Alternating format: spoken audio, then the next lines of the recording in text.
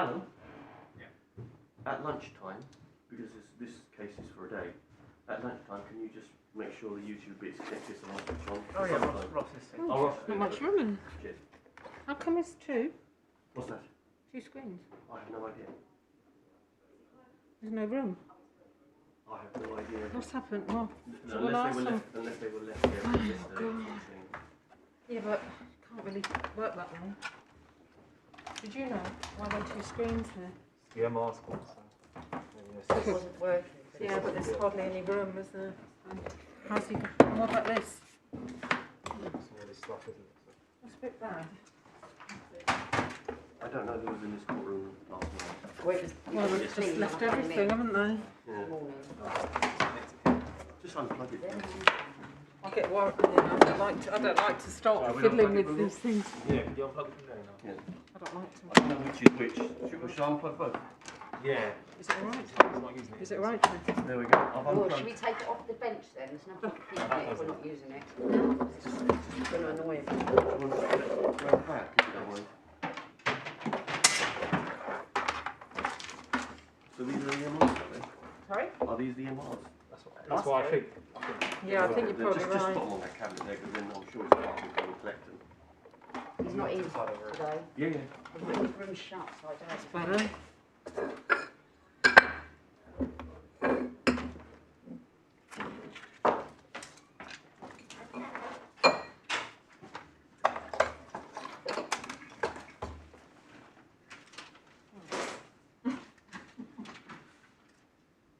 Are you okay to leave that there, or do you want to put it on the I back? think it might be alright. I'm just thinking it might sort of obstruct her. Yeah, it might What, the 2 of them? view, Yeah. so put it up here, Bill. Huh? Better. Bloody hell. I'm going to ask Quincy, sorry. Quincy, Sorry. it's a weight lifting for you, buddy. Yeah. You just lift it up for the base. Yeah, I can lift it from the base or something. They're all disconnected. I've taken all the plugs out. We will look back, won't it?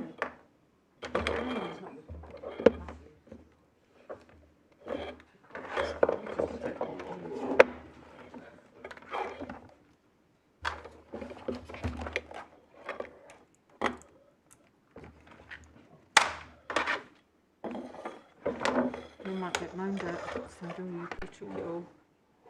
They shouldn't leave it there, should they?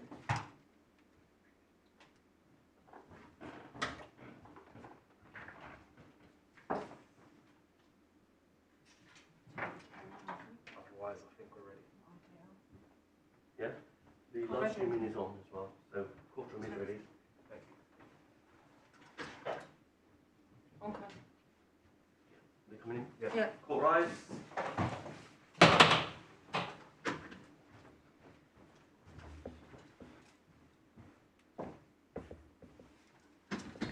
In the matter of the Queen on the application of M Sport Limited and the permissions for Her Majesty's Revenue and Customs.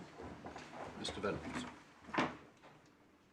May it please the court, I intend to, in my argument, follow our skeleton as closely as possible. Well, may I interrupt you, because I think we would prefer that the question of the adequacy of the reasons given in the judgment below, if you would deal with that at the end of your submissions rather than the start.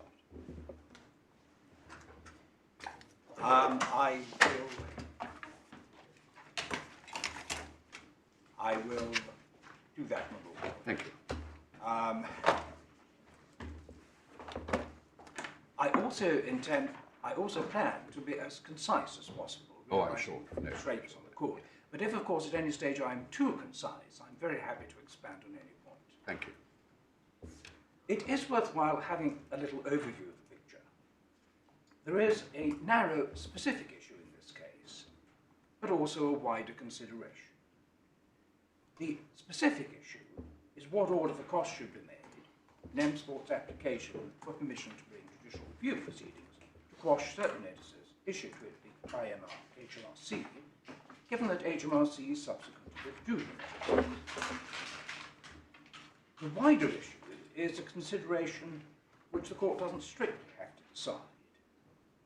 It is at what stage a taxpayer on whom such notices have been served needs to bring judicial review proceedings, and what the parties, and indeed the courts, can do to postpone the time at which this needs to be done.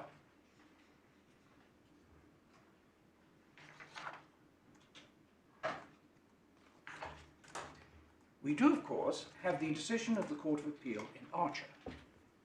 It is, with respect, the most sensible solution.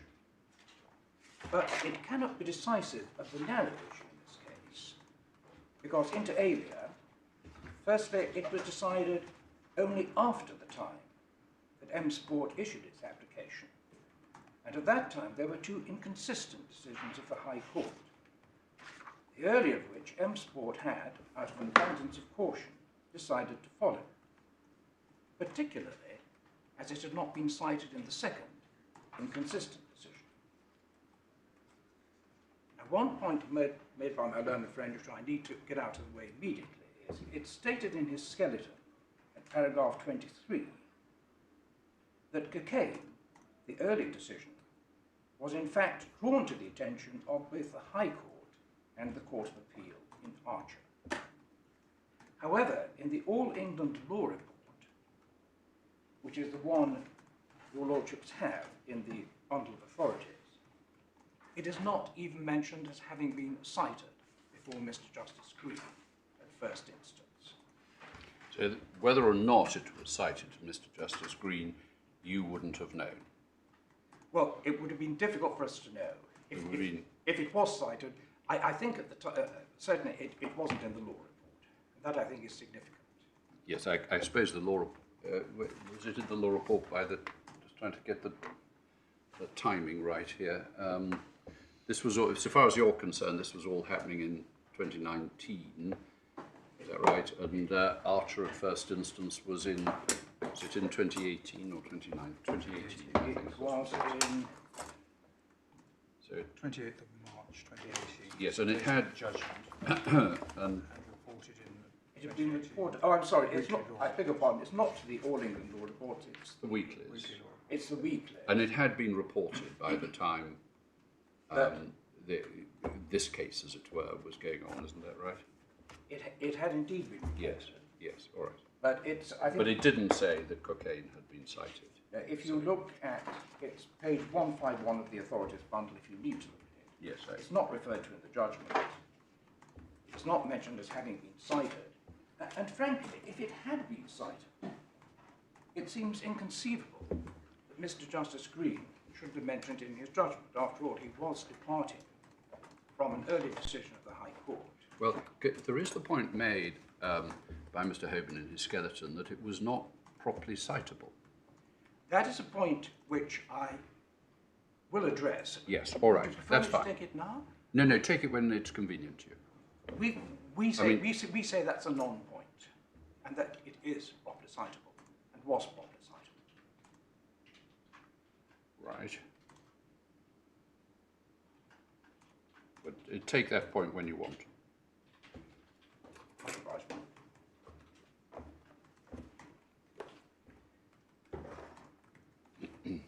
Secondly, Archer itself recognised that there might well be cases in which M Sport's application is one, where the general principle would not apply. That's a second distinguishing feature. And thirdly, the solution proposed by the court in Archer, no matter how sensible, appears to have overlooked legislation, namely the Civil Procedure Rule 54.5, subparagraph 2. So, sorry, you say this is the second and third points. Let me just... No, sorry. These are why Archer is not, in the Court of Appeal, is not determinative. Okay, just so that...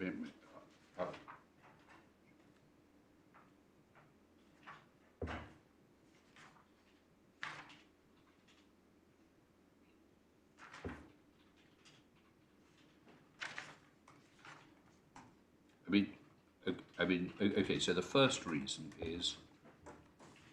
That when the proceedings were issued, there were two inconsistent decisions of the High Court. I thought you were talking about the Court of Appeal decision in Archer, that it's, or are you talking about Mr. Justice Green's decision in Archer? Well, no, you must be talking about the court. So you're saying that when these proceedings were issued, Archer in the Court of Appeal had not been decided. So it was not, as it were, didn't show the. Yes, I see. Yes, okay. I follow. And when you say that the time the proceedings were issued, that also coincided with the expiry of the 3 months from the issue of the APN. We believe so, my lady. I think it's been suggested by my learned friend in his skeleton we might have had one extra day. That is perhaps a matter of argument, but we left things as late as we could. Obviously, nobody wants to launch proceedings if they're not necessary. Not taxpayers, not HMRC, and indeed the court doesn't want to have them. So we did try our best. Right. So it was not. You say that so far as what was to be done in June 2019, early June. Yes. June the 5th. Yes, because I just seen that Archer in the Court of Appeal was decided later in June. Indeed. The first point is, well, it hadn't been decided in the Court of Appeal at that stage. Thank you. The second is that there were the two inconsistent decisions. Is that right? That's the second point. Or I've wrapped those up in one point, but whether you... Sorry, well, your first point is that Archer was not decided. What's your second point? Indeed. So, because Archer was not decided, all we had, by way of authority, was two inconsistent decisions of the High Court. Sorry. They're either 2 points or... No, I follow. Two aspects of 1 point. I follow. Let's say that. Let's call that the first point. Then your second point is... that even when Archer was decided in the Court of Appeal, it recognised that there might well be cases of which we will be submitting M Sport's application as one, where the general principle would not, laid down in Archer, would not apply. And how would you describe that general principle? That general principle is that the Court of Appeal appreciated that what the Court of Appeal in Archer had said was, where you can make representations against a notice, then time doesn't start running until the Revenue actually considers those representations and notifies you. And obviously notifies you adversely that it's not changed its mind, or it's not changed its mind in a way which is acceptable to you. However, as will be seen, representations can be made only on statutory representations can be made only on a limited number of grounds. They do not, in particular, by any stretch of the language, include arguments based on the Human Rights Act. And the Court of Appeal in Archer recognised that where there were arguments based on the Human Rights Act, then of course that could well be distinguished.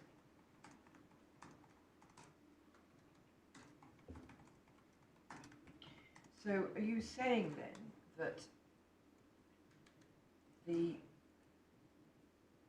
insofar as Archer says that time doesn't start running until HMRC responds to the representations, or another way of putting that is that the response to the representations is itself capable of being judicially reviewed, that wouldn't apply to Human Rights Act points, because they can't be the subject of representation, so the time limit for any challenge on those grounds can only be, or the challenge on those grounds can only be to the original notice, and then so time must run from 3 months to 3 months after the original notice. Is that how it works? That's precisely it, my lady. So, in those circumstances, you say, well, the general rule, general principle recognised in Archer and the Court of Appeal might not or would not apply. We do, and that is our case. we'll come, right, okay. We'll need to look at that in more detail, obviously, but yes. So that's the second reason, and the third, sorry. And the third point is that while the solution proposed by the Court of Appeal in Archer is, as I have said with respect, an eminently sensible, there is a difficulty in the civil procedure rules, which appear not to have been cited to it. They're certainly not mentioned in the judgment, and this difficulty doesn't appear to be appreciated. This is you can't consent to an extension of time. The court must always, it's the court's decision, not the party's decision. This is not like normal civil proceedings, where of course the parties can, by agreement, usually consent to Yes. a great deal. So that's, I forget, is CPR It's 54 something? 54.5 Yeah, sub, and then little 2 in brackets. yeah, thank you. Right, thank you. Yeah. But if the parties did agree, it would be a very powerful factor, wouldn't it, when the court came to exercise its discretion? Well, I mean, it would be an exceptional case, wouldn't it, where if the public authority whose decision is going to be challenged is content with an extension, the court says no. We won't extend. what I was going to submit right at the end, although not strictly necessary, but in the interests of everybody, yes, taxpayers, revenue, and indeed, not least of all, the administrative court and this court, is that if that could be said a little bit more clearly, perhaps, than was well, put in isn't it a matter of common sense? I mean, if you were a judge considering whether to extend by a month or two or whatever it was, the 3-month period, and the public authority was content with that, would that not be a very powerful factor for the... I agree it's not decisive, it can't be, but a very powerful factor for that court to take into account, along with all the other reasons that may justify an extension. Well, one would have thought so, my lord, and especially in a case like this, because this is, of course, a public law remedy is being sought, and in many cases, where applications for permission to bring judicial review is being sought, there are considerations which go well beyond the parties to the proceedings. You can imagine if, say, the question is the validity of a compulsory purchase order, the land which is supposed to be part of a new motorway, you couldn't possibly have a 6-year limitation period and everything being held up. You could, but in a case between the taxpayer and the revenue, it is almost always simply about whether money should be paid. Yeah. And that's why, exceptionally, in this type of case, it is not intrinsically urgent. But that's all the point, isn't it? Sorry. Yes, yes. I mean, that all funnels towards the extreme likelihood that the court would actually grant a sensible extension. Indeed, my lord, what advice... put yourself back in the position when you were at the bar. When you were yes, would you take the risk that you're not the 1 in 1,000 case where this wouldn't be done? That's your point, is it? It's sad because, of course, if you are too late, you lose altogether. Yes, indeed. Yes. Whereas if, in fact, you issue prematurely and then, say, the revenue cave in or you reach a compromise, all you're risking is costs. Yeah, I follow. That's the difficulty. So, I understand. From my point of view as a practicing barrister, any comfort, or the more comfort this court could give on that, the better. Yeah. Sorry.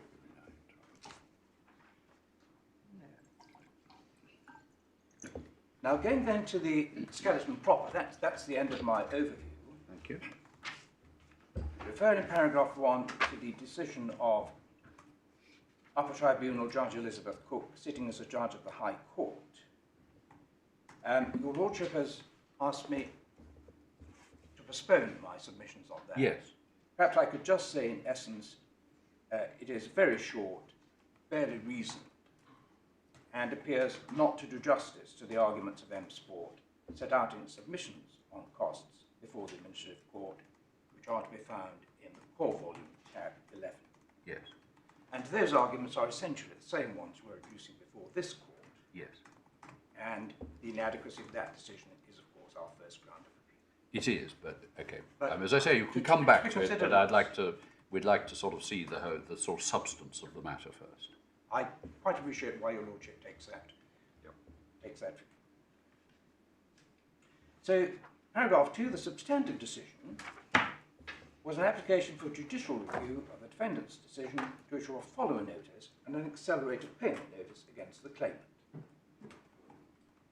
And the dispute was eventually settled when, in July 2019, the defendants withdrew these notices. Now, the background. There is a chronology, but the background, to a large extent, gives a great deal of chronology. On the 6th of March, the defendants issued the notices to the claimant. They were purported follower notice of that day, purported issued under Finance Act 2014, Part 4, Chapter 2, that's at tab 7, and a purported accelerated payment notice of the same day, purportedly issued under Finance Act 2014, Part 4, Chapter 3. And that relied on the purported follower notice being valid and effective. So once the follower notice was withdrawn, the accelerated payment notice had to be withdrawn too.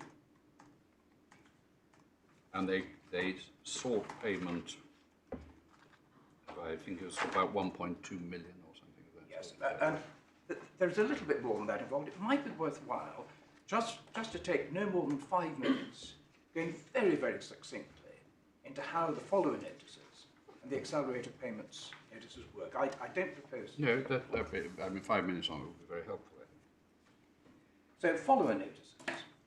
Well, in essence, provided some other taxpayer has definitively lost a case before some court or tribunal, and that could be a very lowly tribunal like the first tier tribunal, whose decisions find nobody, and provided HMRC considers the ruling in that case covers the taxpayer's situation, then HMRC can in principle serve a follower notice. And if a follower notice is valid served, the effect is draconian. The taxpayer then has a choice. He must either capitulate and pay all the tax which HMRC say is due, Definitively, without further challenge, give Without up any all any rights of possibility. appeal or challenge. Everything's gone. Every appeal is withdrawn. Or, if he wants the privilege of being given access to justice and pursuing his appeal, he must pay a penalty equal to 50% of the tax in dispute.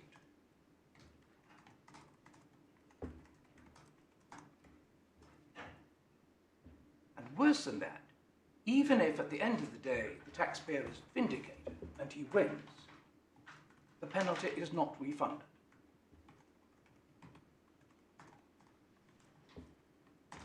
But he must be able to appeal to the tribunal if he pays the tax up front,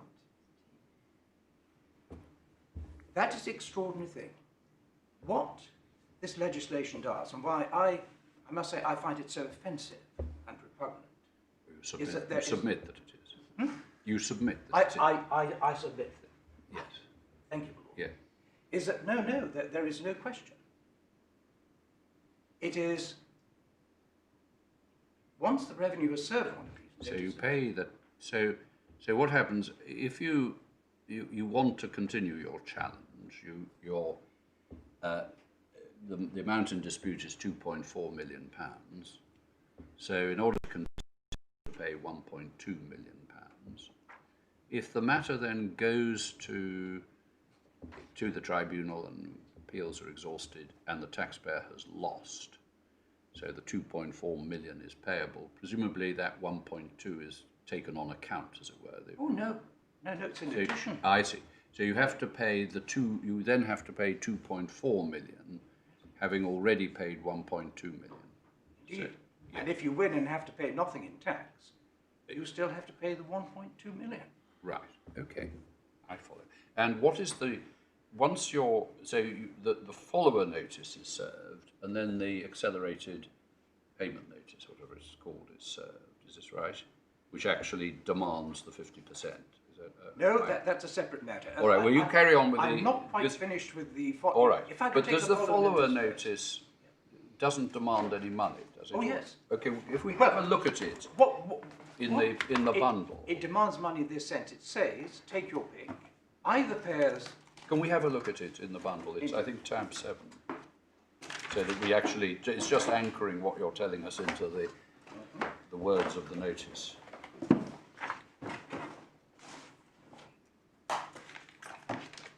Oh, the actual notice itself, rather Yes, than- I think so. Well, then that's helpful, then we can see what you're saying. Follow it. So, there's a lot of... Let me try and get the... So we can see on page 59, they refer to ruling in a case of always sheet metal, which they say your case is on all fours with, essentially. They do indeed. And then that goes on quite a way, and I Yep. think So one has to go to page 3 of the notice, page 61 of the bundle. yeah.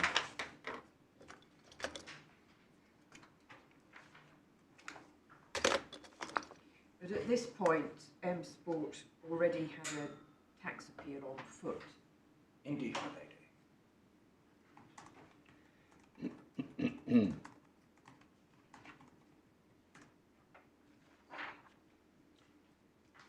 So it's about 5 lines down on page 3 of the notice, taking corrective action. If you do not take the necessary corrective action by the 7th of June, you will be liable to pay a penalty under Section 208 of the Finance Act 2014. And this explains what's meant by corrective action. First step, take all the necessary action to enter into a written agreement with us to relinquish the denied advantage. The denied advantage is, in effect, the tax in dispute. Second step, tell us that you have taken the first step, tell us the amount of the denied advantage, and where different, the additional amount which has or will become due and payable in respect of the tax by reason of the first step being taken. And you can complete a form to do that. So, corrective action is in effect capitulation, conceding that HMRC's stance is 100% correct, and so the taxpayer has to pay all the tax in dispute. And we see a reference. So they're told they've got to do it by the 7th of June.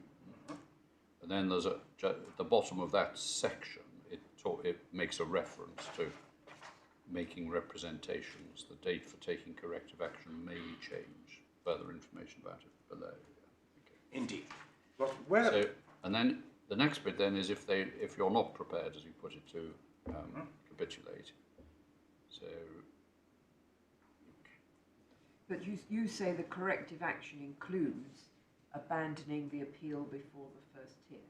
it does indeed. That's the essence of it. And doing everything else, as the words are, to relinquish the denied advantage, what you allege to be the tax you don't have to pay.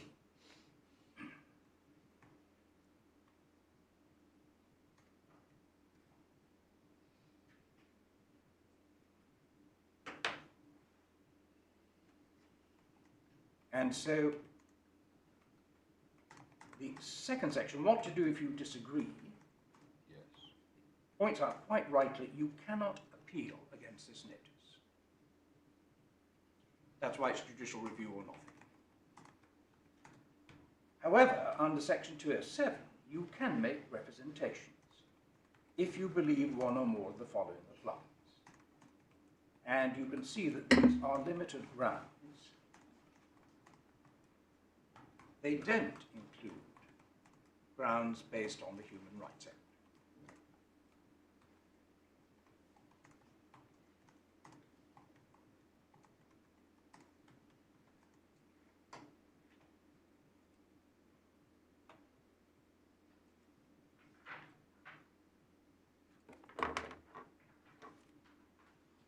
And one effect of making representations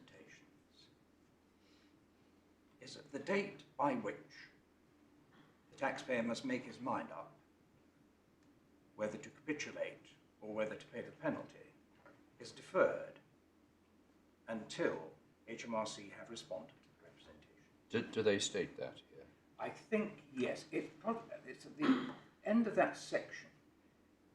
If you make representations by the date on which a corrective action must be taken, so before June the 7th, and we do not withdraw the notice, you must take the action on or before the later of the original date, or, if later, 30 days after the date on which we tell you of our decision in respect of your representation. I see. Right.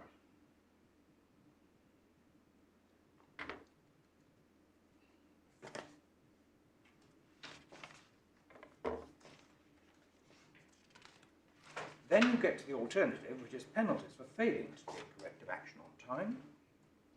If you do not take the necessary corrective action on time, and we do not withdraw the notice, you will be liable to pay a penalty of 50% of the value of the denied advantage as determined by Section 209. Schedule 30 explains how it's calculated. In effect, what the denied advantage boils down to is the tax in dispute. Slightly complicated legislation, but I don't think there's any dispute on. No, there isn't. I see my learned friend agrees with that.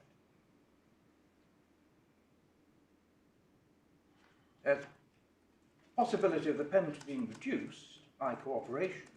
I'm just a bit lost at the moment. So, if you understand what taking the corrective action is, if you don't take the corrective action, you decide to fight on, you will be liable to pay a penalty. But what about the underlying tax that the revenue says is due? Completely unaffected by the amount of the penalty. Right.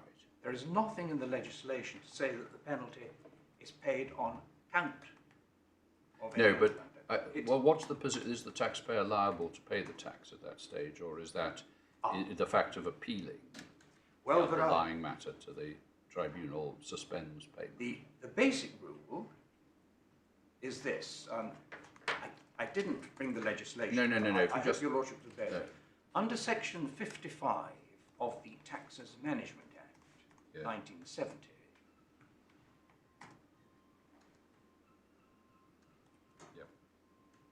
the basic rule, but this is really the basic rule, which is the exception in virtually every case, Right. is that the tax is due notwithstanding that an appeal is made against an assessment.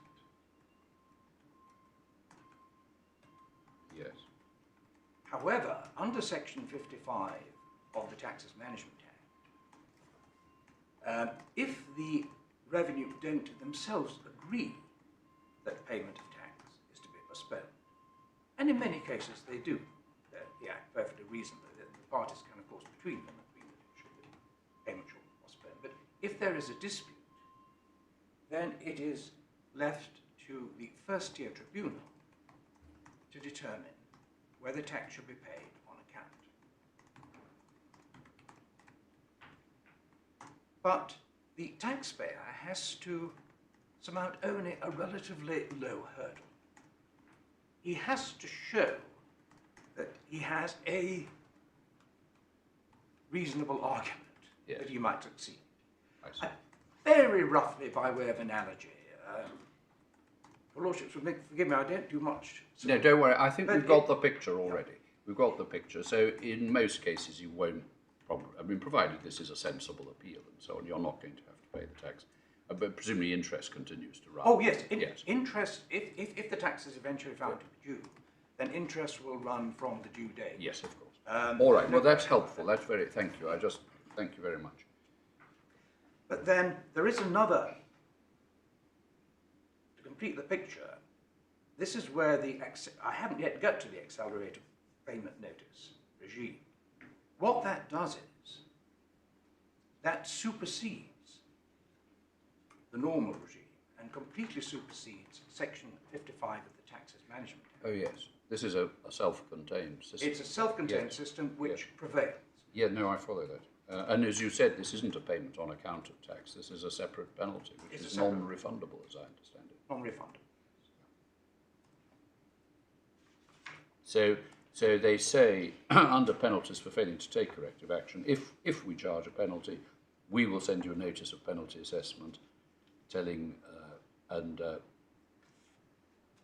you'll have to pay that as well as the tax that's due. Yes, I see.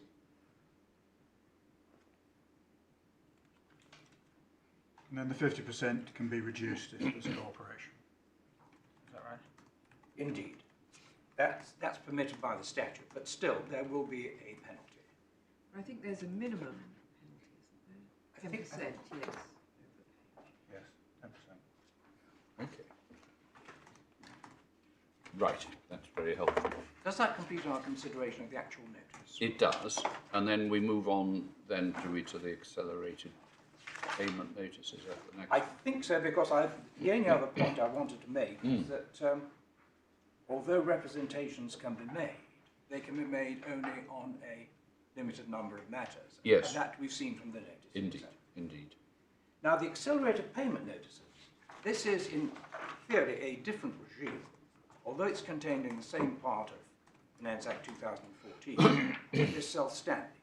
It's just that there is an overlap in that one of the conditions, there are three basic conditions, three alternative conditions for HMRC to issue an accelerated payment notice. And one of them is that it's issued a follow-on notice. So, yes, I see. And that was the one which HMRC relied on in this case. Right, but you can have an accelerated payment notice even if there's no case that's decided the same legal point as your scheme relies on. You can indeed, my lady, but then the revenue have to come within one of The two other. other categories. Normally, Don't in fact, in virtually all the cases I've read on this, it's that the arrangements fall within the disclosure of tax avoidance schemes.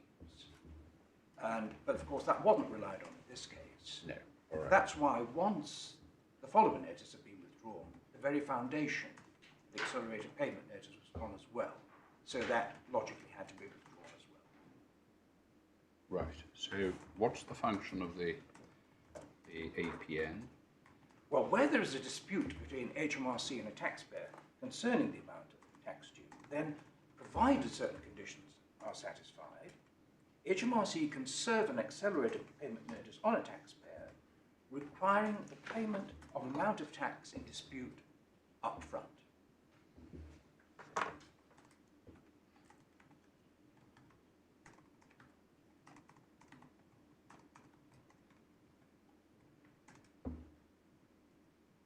This completely ousts the normal judicial process, which I mentioned, Section 55 of the Taxes Management Act.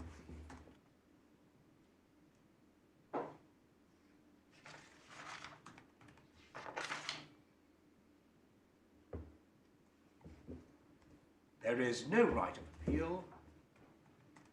There's no right of appeal against the issue of the APN. No, which is why, my lady, against the issue of the APN, which is why, of course, the only way to attack them is by means of judicial review. And of course, the one thing you can't do in judicial review is simply to say the tax isn't due, or we're fighting this independently. That's not one of the reasons. No. Now, the regime is highly unusual in that it reposes what one might think is a quintessentially judicial function. Namely, should the court require one of the parties to the proceedings to make a payment on account, it proposes it in an arm of the executive, namely HMRC. Yes, but the effect is that it requires the taxpayer to pay what, all the tax that's in dispute, or can it be part of the tax that's in dispute? It could be part. Right. In this case, it's the whole. All right. So it requires the taxpayer to pay the tax that's in dispute, but the appeal against the underlying assessment can continue, presumably, in the tribunal. Indeed it can. And if the taxpayer wins, then they get this money back. They do indeed. Yes, though that's the difference between this and the penalty. Yes, I follow. There is a... But then I don't follow. Ah. Because I thought that the corrective action under the follower notice was to pay the tax and abandon the appeal. So I don't see why, if you've served a follower notice, what's the point of the APN, which seems to be a less demanding regime? Your ladyship is right that if the taxpayer, faced with a follower notice, decides to take the corrective action and pay the tax, then the APN in fact becomes a dead letter. It's not needed. However, the taxpayer has got the other option, namely of paying the penalty, in which case his appeal to the first tier tribunal on the merits, as it were, is still open to him. Yes. And that's why in that case, the APN can be useful to the revenue because it means that they get the tax up front. Albeit, if the taxpayer eventually wins, they will have to refund it. Yeah, I follow. So far as your client is concerned, the APN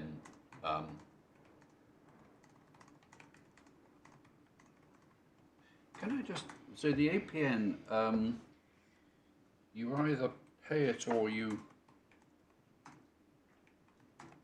the representations relate to they relate to the follower notice, but as you pointed out, if the follower notice goes, the APN goes. Well, in this case, I mean, there might be others, but in this case, the one is dependent on the other. But I've not quite finished with No, forgive me. the overview of APNs, because Yes. the APN regime has its own possibility for representations being made. Okay, right. That's in section 222. If you Yes. again, And it sort of mirrors, doesn't it? it is. They're awfully close. I mean, they're not quite the same because the subject matter is different. But Yes. and the crucial thing is there's nothing there concerning attacks under the Human Rights Act. No. All right. Okay, well, that's very...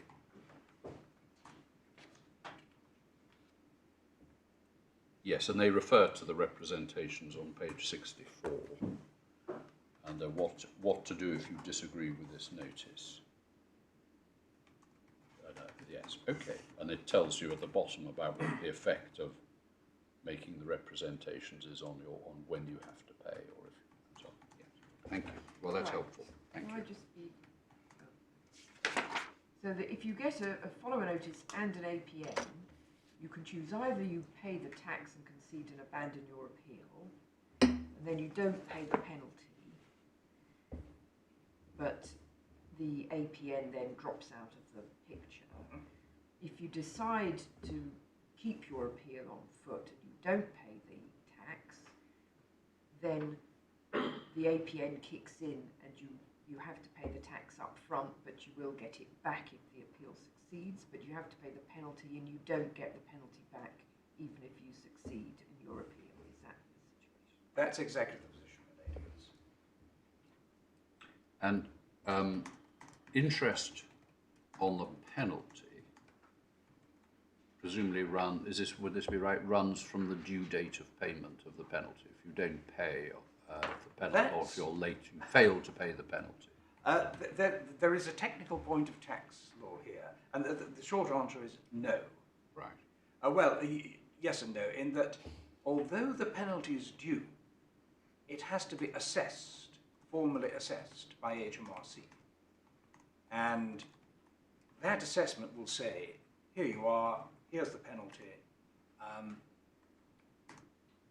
You must pay within, I think, 30 days. And only if you don't pay within 30 days does interest on the penalty itself start running. Yes, I see. But when does all this assessment of how you've reasonably cooperated and given us information, when does that all take place? Well, in many cases, it won't really make much sense because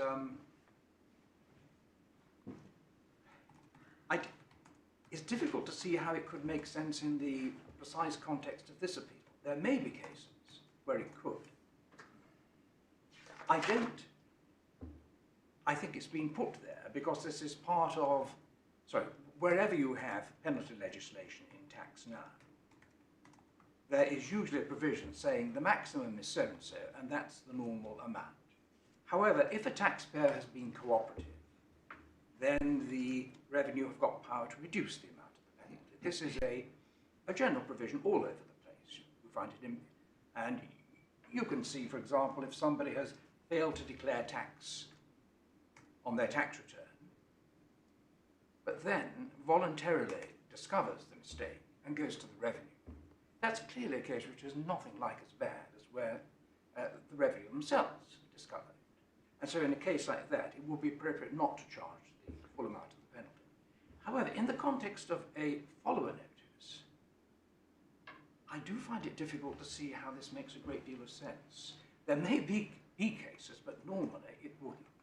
And I think it's probably just been put in because wherever you have penalties in tax legislation, this is what happens. So just in a case where, in a sense like this case, or generally, let's assume there's not going to be an attempt to reduce the 50%. So just looking at page 61,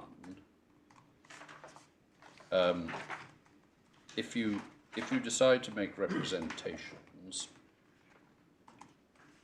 we see just alongside, if you make representations by the lower hole punch, but the revenue don't withdraw the notice, then you must take corrective action on or before the later of, and then the second bullet point, 30 days after the date on which we tell you of our decision in respect of your. So that's when you must take corrective action.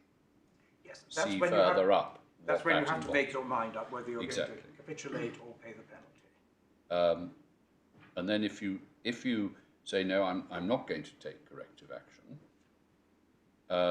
We then see if you do not, just below that, if you don't take the necessary corrective action on time and we don't withdraw the notice, you will be liable to pay a penalty of 50% of the value of the denied advantage as determined by section 209.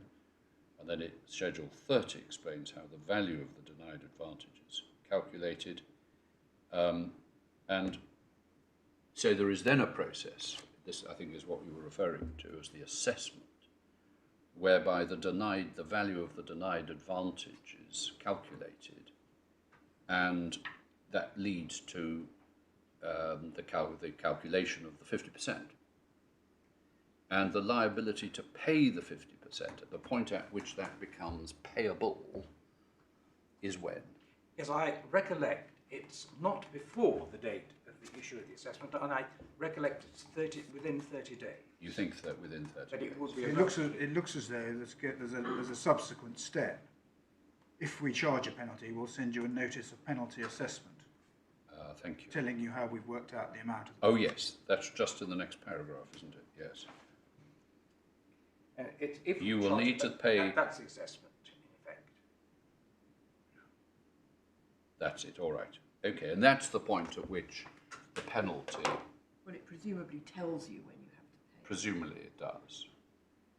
But Yes. realistically, these words, if we charge a penalty, it seems far-fetched to think that the revenue would go to the point of issuing a follower notice. Yeah. And then say, oh well, you haven't complied with it, but we've decided not to charge. No. Let's assume they do. I think we were. I think I was just really trying to get what the stages were, and I think you've answered that really. But that's a formal thing, and the only appeal. No, but the important point about it is to determine the point at which the penalty is payable. That's why it's not entirely formal from your client's point of view, because that's the point at which they have to put their hand in their pocket.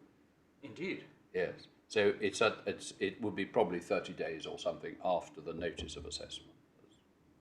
Yes, ma'am. Something like that. All right. Thank you very much.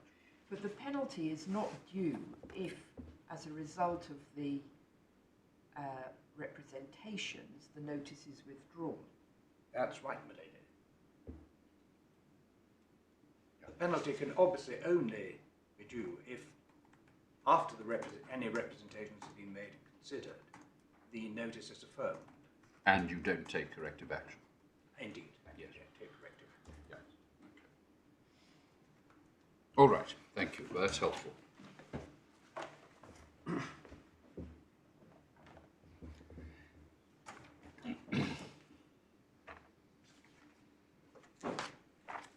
So, going then to paragraph 4 of the skeleton, the claimant did make representations on the 29th of April.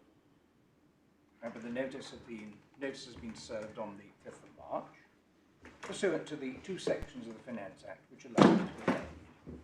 They could not, and therefore did not, include any submissions on Human Rights Act grounds. By the 17th of May, having received no response to the representation, But they didn't make any payments at that stage. oh, no payment. They did. No payment would be appropriate because the very making of the representations would postpone the time for any payment until HMRC had responded. That's whether it's a follower notice or an accelerated payment notice.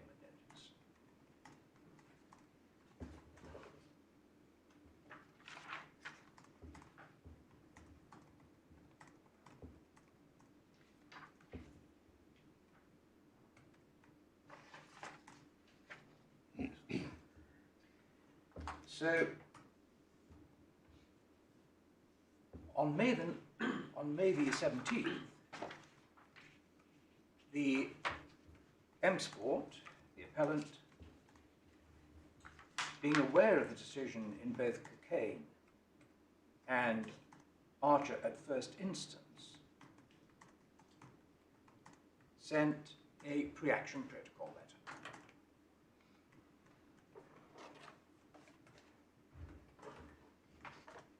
I will take the court to these 2 cases in due course, but in essence, Cooke decided that where statutory representations were made, that did not stop time running, making an application to bring judicial review proceedings. Whereas Archer at first instance, and as subsequently upheld by the Court of Appeal, decided the contrary.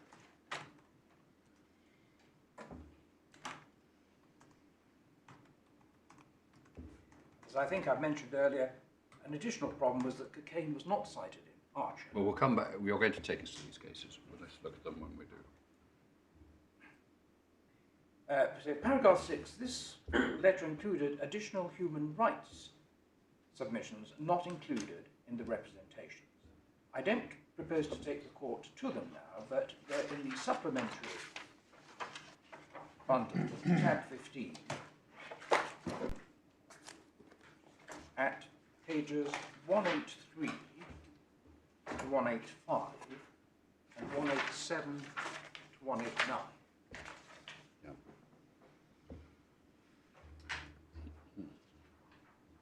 There was nothing in the representations which had been made in April which was not also in substance contained in this pre-action protocol letter, but of course there was much more, because it wasn't limited to the statutory grounds of representation. And it requested a response within 14 days, that is, by the 31st of May. Paragraph 7, the... So where is the pre-action protocol? We might just want to have that in mind. It is in the White Book, and if your lordships have a copy of the White Book, yes, it's page 2629. In volume 1, is it? Or is it volume 2? Yes, my lord. 2629. Page 2629 at C8-005.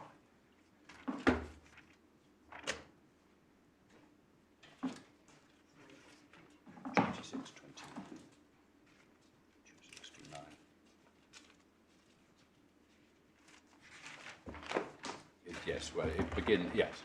Okay.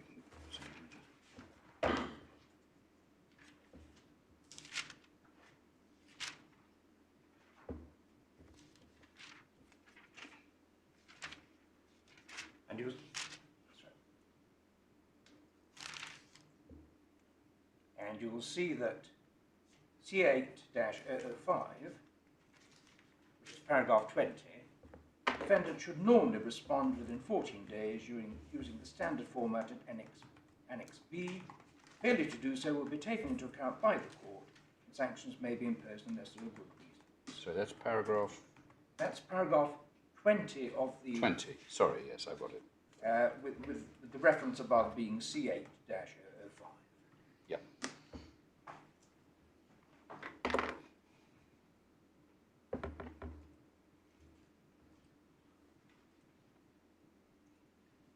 And if it's not possible, the defendant should send an interim reply and propose a reasonable extension, giving a date,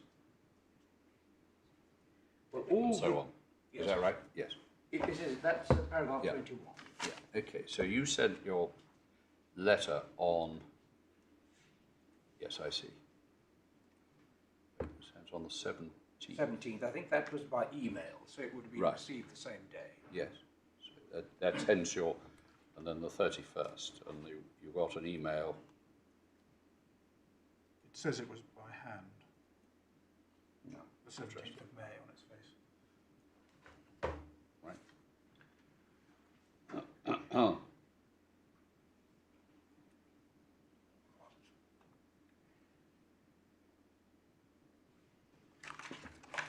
Yes. However, the defendant's email of the 31st of May simply said they would provide a full response by close on next Wednesday, June the 5th.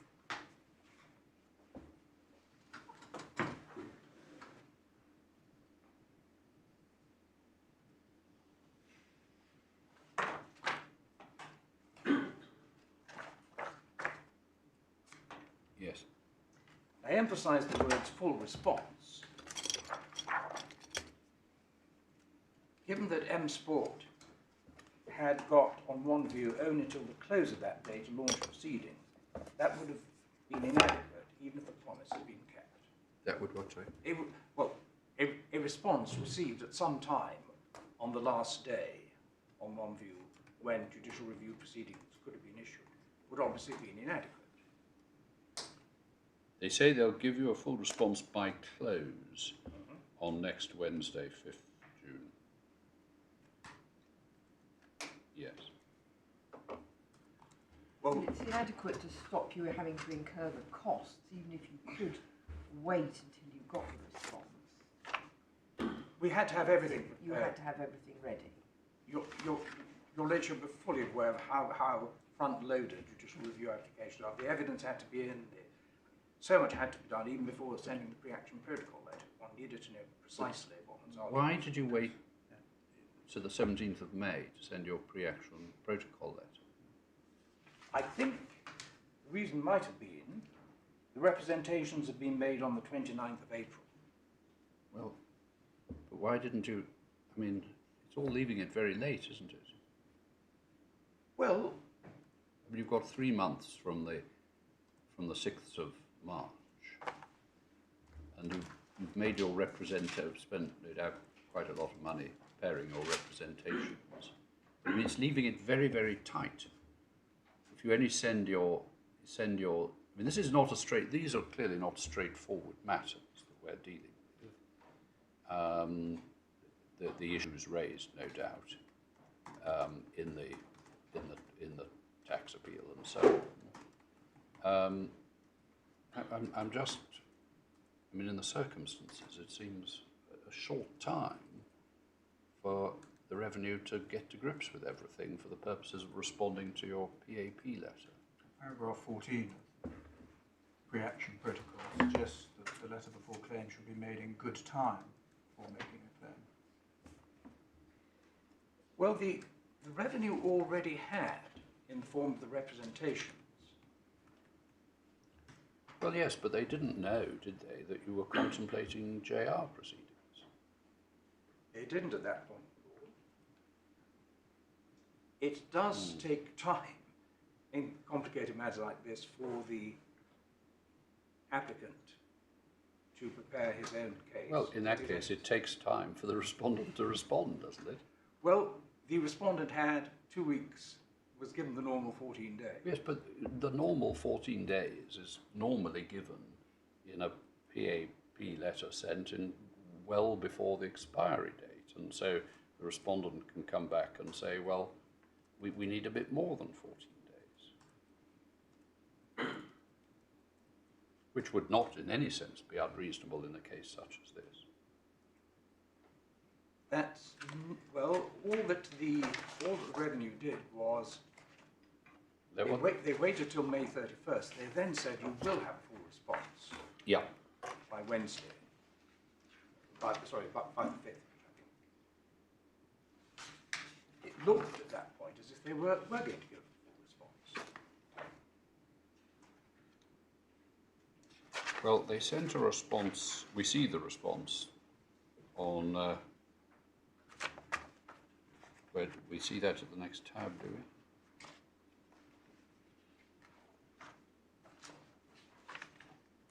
So they sent it, as you rightly say, late on the 5th of June, 8 minutes past 5. Having tried to send it earlier by fax. But only about an hour earlier. Yes, indeed. And then the response starts at page 194.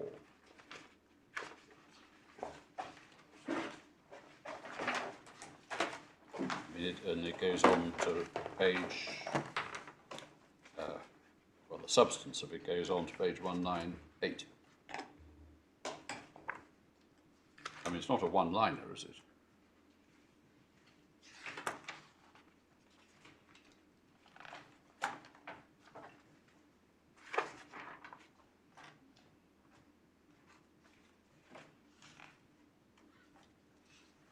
I mean, you say they've had your representations, but of course you were raising human rights grounds as well, of which obviously, I mean, you hadn't given prior notice, but so that's something they do respond to, don't they?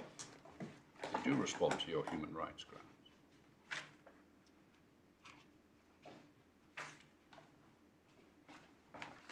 The difficulty was that we felt we had to issue the proceedings by June 5th. Yes, I'm just really talking about, you're saying that the Revenue acted unreasonably.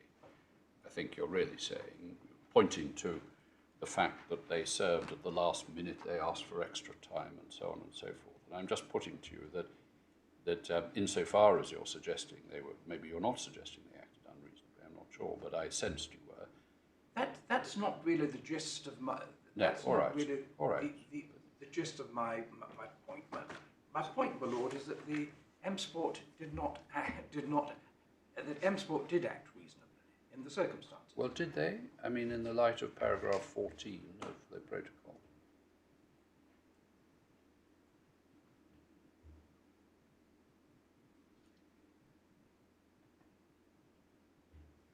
Well, it does take time to research. The Human Rights Act point was, in effect, going to be a full frontal effect, a full frontal attack on the follow-and notice system, which, if accepted, would have rendered it a dead letter. This did require a fair amount of research by counsel involved. So it required a fair amount of research. I mean, I'm not disagreeing with any of that, actually. I can well understand that. Yes, okay. So the point is that this, having received the notice in early March, 6th of March, having received it shortly after that,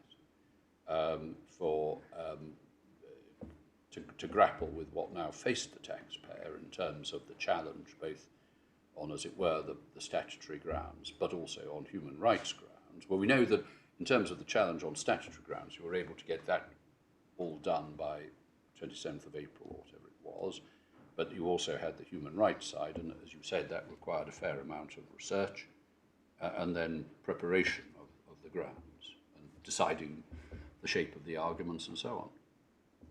I mean, I see all that. Yes, my lord. It's not really, the thrust of our argument is not that the Revenue acted unreasonably. It was difficult for both sides. So it's difficult for both sides.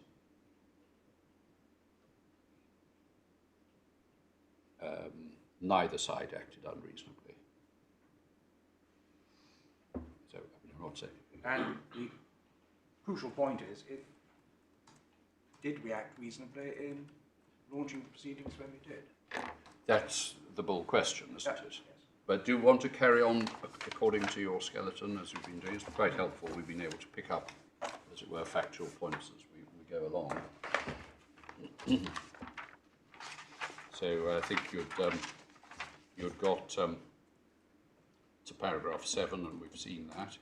Yes, paragraph 8, I think Yep.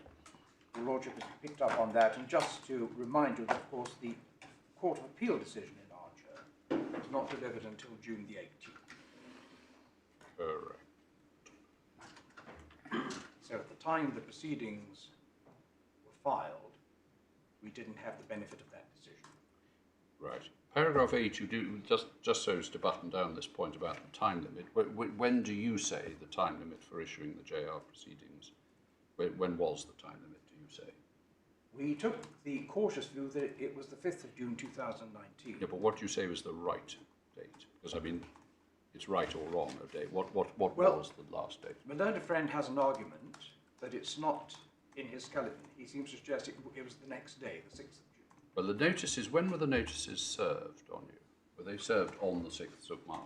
On The letters are dated 6th of March, so they can't be. The letters are dated 6th of March, so they can't be before then. So do you, I mean, does the 3 months run from the date of the decision or the date of notification of the decision? Well, there's Notification, the JR time limit. Okay, so when were you notified?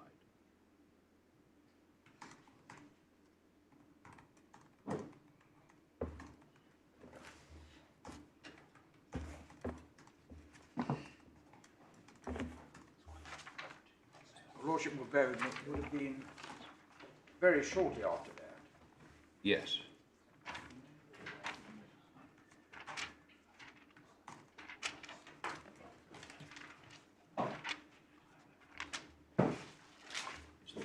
The notification was by post, Ah, so it would have been the next day. One assumes. right.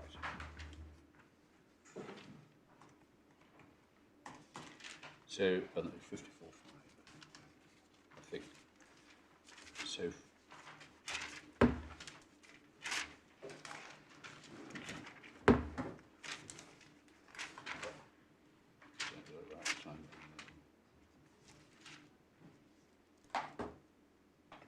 so the time limit is in, I think, is in CPR 54.5, I think. The claim form must be filed promptly, and B, in any event not later than 3 months after the grounds to make the claim first arose, which presumably does mean after you've got notification of the decision, because the grounds wouldn't arise before you had. So it'll be 3 months from. I mean, it might be later. I don't know, but. Well, I'm just looking at the note on the right-hand side. I had in mind there's quite a lot of authority that in public law that decisions aren't made until notification has been given. That's our position. So. But the right-hand side has about halfway down the page a note that says time does not run from the date when the claimant first learnt of the decision. The difference there might be related to when solicitors served, or when they actually pick up that. So, for example, you may have deemed service if it arrives by post and hasn't been opened. Yes. So your position is that the time limit started from the date of service on the taxpayer. Yes. Yes. So the notice is being dated the 6th of March. We I think gather they went by post. I think you were telling us. And if we assume for the moment that they were posted on the 6th, then I don't know if there's a deemed service of 48 hours, two business days later or something, I don't, or 2 days later. But anyway, time, I mean, the very earliest it could be would be the 7th. It might actually be the 8th. and then you've got 3 months from then. But even on that basis, my lord, even accepting all that, whether the claimant filed on the 5th, the 6th, or if it were possible the 7th, it was still in exactly the same predicament. Well, I know. I think the point I'm just on is whether actually HMRC,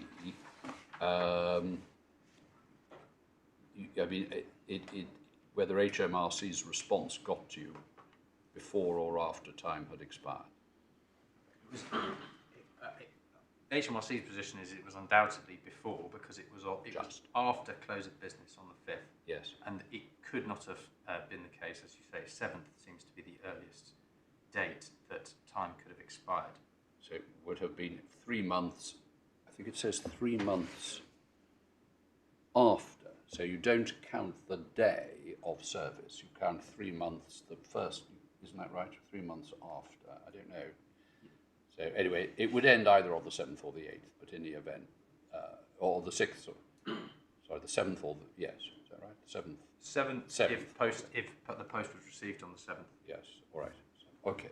Well, I mean, I'm not saying that gives you a vast amount of time to consider what is being said, but just I wanted to be clear whether they were actually providing the response before or after the expiry of the time limit, and it looks as if it is a day or two before.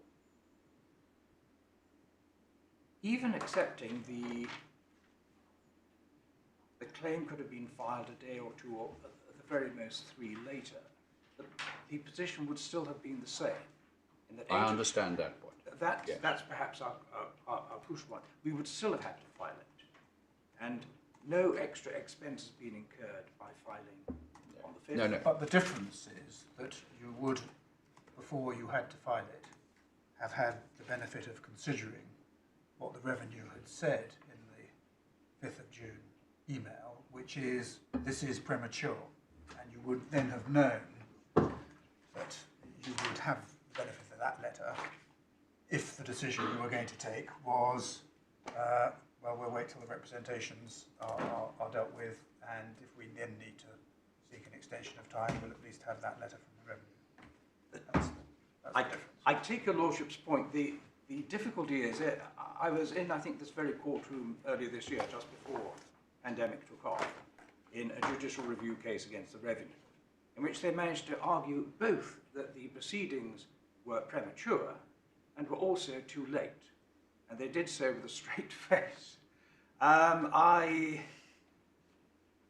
we've all done that, if I may say so. But I think we just have to look at this case. But if they're saying they're premature, that must be because they are saying that actually you can bring judicial review proceedings within 3 months of our ultimate answer to your representation. But that, you might think, is not for them to say. That's a question of law for the court as to whether a particular decision is a decision which is capable of being judicially reviewed or not. I'm very grateful to your ladyship, and I mean, we'll need to get to that issue because that is absolutely central, but I just would quite like to follow through because we're seeing the documents on the way and so on. But what my lady has raised is a very important issue in this case. Probably, well, a very important issue at any rate, let us say. But let's just see what else there is, because it's quite useful just going through this, I'm finding, to tease out where we are on each point. So we've seen we've dealt with the paragraph 8, the last date and so on, and why you then suggested that you should issue your claim should be stayed, and you said, conscious of the issues, the claimant suggested the claim be stayed. When did you suggest that? This is paragraph 9. that was only after, obviously, the application was made. After the issue, yes. Do you have a date for that or something? I don't have it myself. I've asked my learned junior to... Yes, if you could let us know to some point. Yeah. I don't think it's in the bundle before the court. My learned junior recollects it was when the proceedings were served on the Oh, okay. respondent, which would have been 18th of June. So you issued on the 5th and served on the 18th. Yes. Okay. So when the proceedings were on the 18th of June. Right.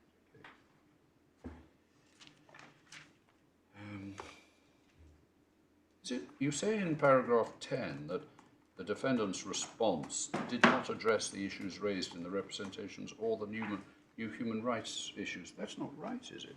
I thought they did. I'm afraid it isn't. And I must apologise for that. I mean, they go on for some pages about it. At any rate, the human rights issues, they may not. Well, what is... I think when the skeleton was... If you look at page 195... Yes. You have paragraph 5, response to the proposed claim. If you're looking at the letter at that point, that looks as if that is the only response. You then go on to other matters. Sorry, I'm not with you. Just give me a second. So the letter starts at 194, and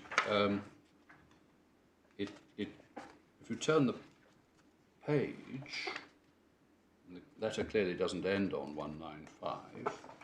Now you can continue to turn the pages where each of your grounds is addressed. You might say, well, each of your grounds is addressed, isn't it? Including citation from authority in this court, and so on. I didn't quite follow this. Well, the response in paragraph 5 was that the claim is premature. Yes. But although it mentions Archer, it doesn't mention Cooke. No, okay, they made the point about what your skeleton says is that the response did not address the issues raised in the representations or the new human rights issues. And it seems to me that's wrong. It is wrong. Oh, I see. I apologise for that. Yes, okay. And we withdraw it. Yes, thank you. Right, I understand. The thrust of the Revenue's letter was, again, you'll see this on page 196, paragraph 9, as noted, the proposed claim for judicial review is premature. Yes, okay. So, but...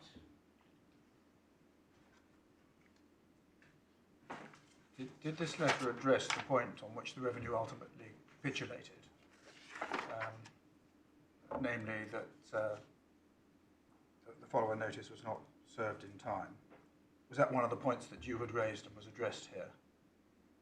I think they held their fire, actually. If one looks at paragraph 12 on page 196, I think they're saying, wait for our response to your representations. That's right. I see. I think that's what they do. I think we see that in a number. I think that becomes quite a mantra on what you might call the sort of the issues that you were entitled to raise in the representations and did so. But they give a more substantive. So in a sense, you're right to say it doesn't address the issues raised in the representations, but it does address the human rights issues, I think. Indeed, my lord. So, Yes. I do apologise. Yes, do I? State of the skeleton, it's misleading. I'm very grateful fine. to Richard for correcting that. Right. But it did certainly say, as you say, a number of places that it was premature. Oh, and then you mentioned service on the 18th, yes. And then we've got the withdrawal, and right, so on. And then I don't think we're really concerned with the toing and froing, are we, in the correspondence between you, which we referred to in 14, 15, 16 and 17. No, my lord. We've got the consent order. We don't need to go over that, do we? Indeed not, and I was not proposing to address the court on those paragraphs of the skeleton. So. Okay. All right. Well, then I think that's, and we've got the consent order. Now, we've then got your submissions here, and as I said, we'd rather proceed to ground 2. Skip over for the moment ground 1. So the first substantive issue, therefore, to address us orally on, is ground 2. Which is paragraph 33 of the skeleton. Yes. And even here, I think you can save time, because Right. it looks as if, save for one vital question, namely, did HMRC file their submissions within time, in accordance with the terms of the consent order? I'd rather gather that paragraphs 33 to 38 of our skeleton are common ground. If they're not, so what I would propose to do is to... Yes. Not I mean, of course, address this was not just an unless order. This was a consent order. It was a consent order. So, I mean, it would be, I mean, there might be exceptional circumstances where a relief from sanctions could be sought, but I mean, the basic, as it were, deal between the parties was you get your costs, unless within 28 days after service of the order, HMRC have put in submission. Indeed. And as you say, I know there's no... Anyway, so the main point is the question of service itself, is that right? It is indeed. Yes, all right. Okay. Now, there is a preliminary point which is not specifically addressed in the skeleton, because, of course, the skeleton was filed before the relevant order was made.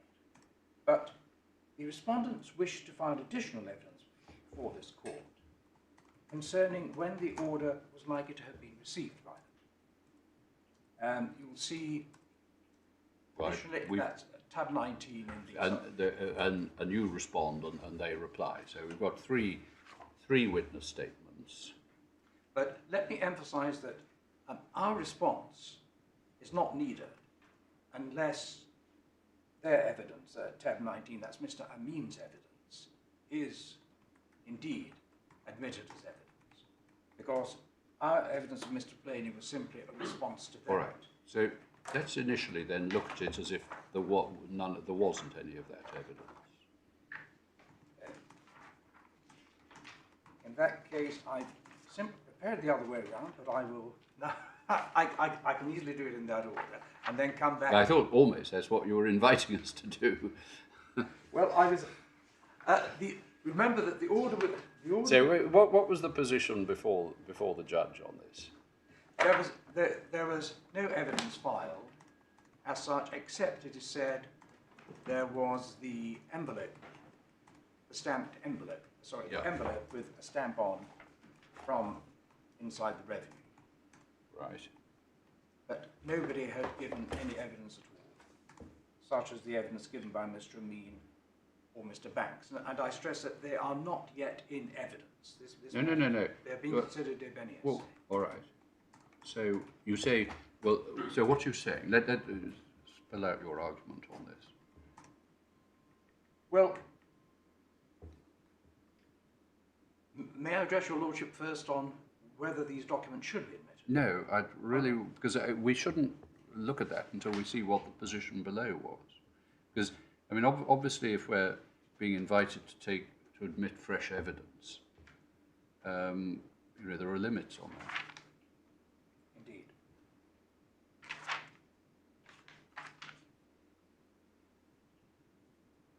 Well, it's a very simple submission.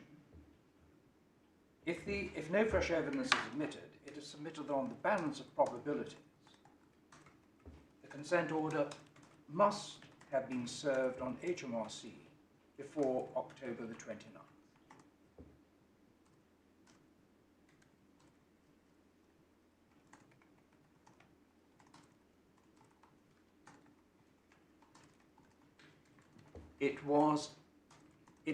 The consent order itself bears 3 dates, which is a little confusing, but the latest of those is the date of the seal, the 24th of October.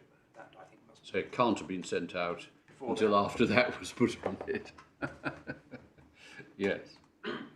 So, if it was sent out on the 24th or possibly the 25th, I believe the 24th was a Thursday, 25th was a Friday.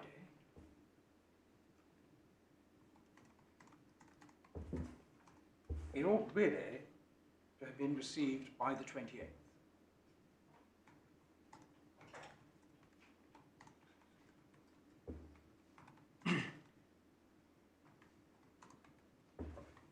Right.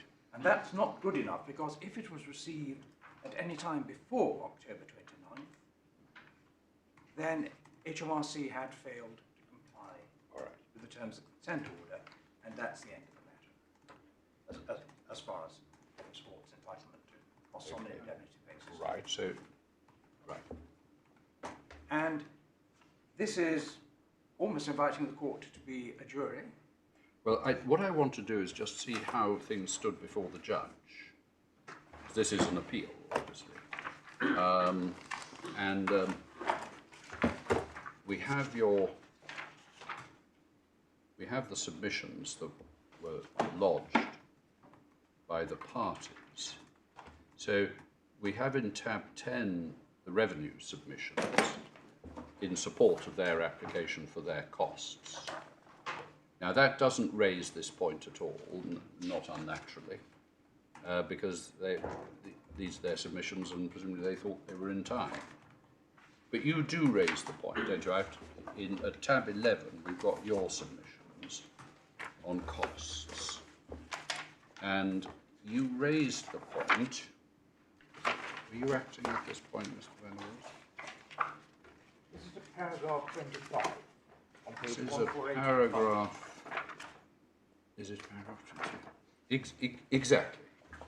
You say the defendants do not appear to have complied. So you were sort of raising an issue there, and then saying, well, if they can't show the order wasn't served before the 29th, they're out of time. So you're raising the point, if you like, aren't you? There.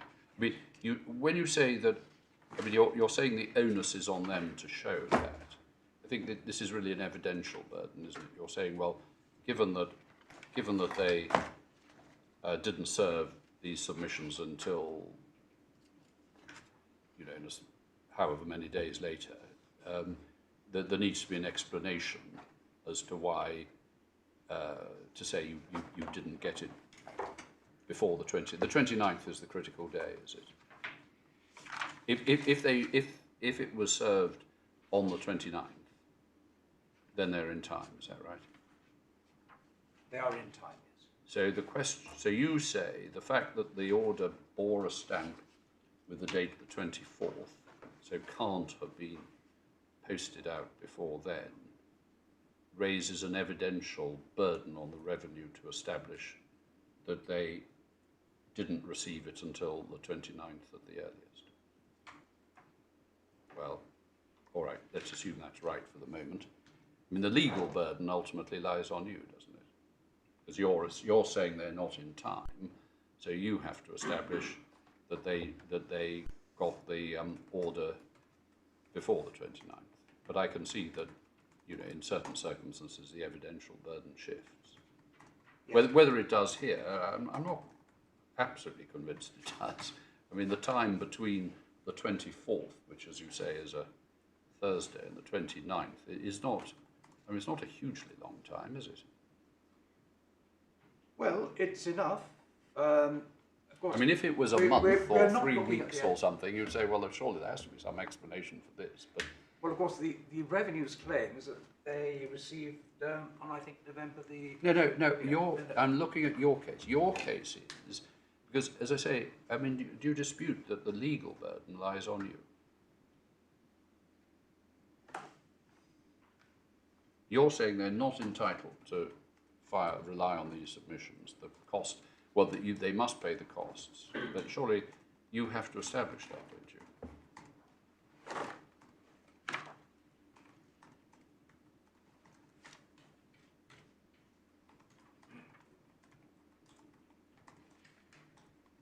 Yes, I'm just looking again at the terms of consent order. Yes, okay. if the defence do not file submissions, the defence will bear the claimant's cost. The legal burden is as your lordship rightly says, it must be on us. I think so. We have to show it. You have to show it. But you might say, well, we show it because the delay is such that it really, we can just rely on the delay to establish it in the absence of evidence from the other side. Indeed. But the delay we're talking about here is an order, piece of paper, an order which has a date stamp of the 24th. And you're saying they must have received it on or before the 28th. On or before the 28th. You say that's enough. That delay is enough to shift the evidential burden. All right. That's a submission. Well, it's a very short submission. All right. Well, then, okay. That you say that shifts the evidential burden, and you've raised it here. Well, then they respond, don't they? Revenue responds to your submissions. Yes. You see that in tab 12.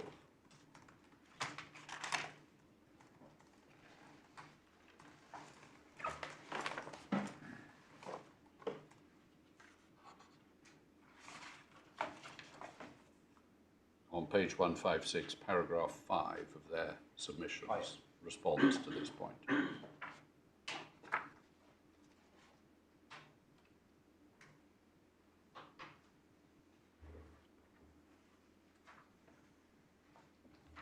And it is there submitted.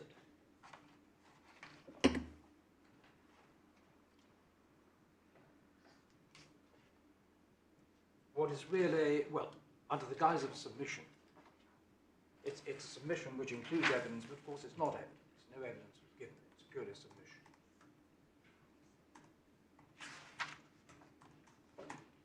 It's a Well, they statement. put their case there. They put their case. They put a fact forward in a submission. And they, But you don't challenge it.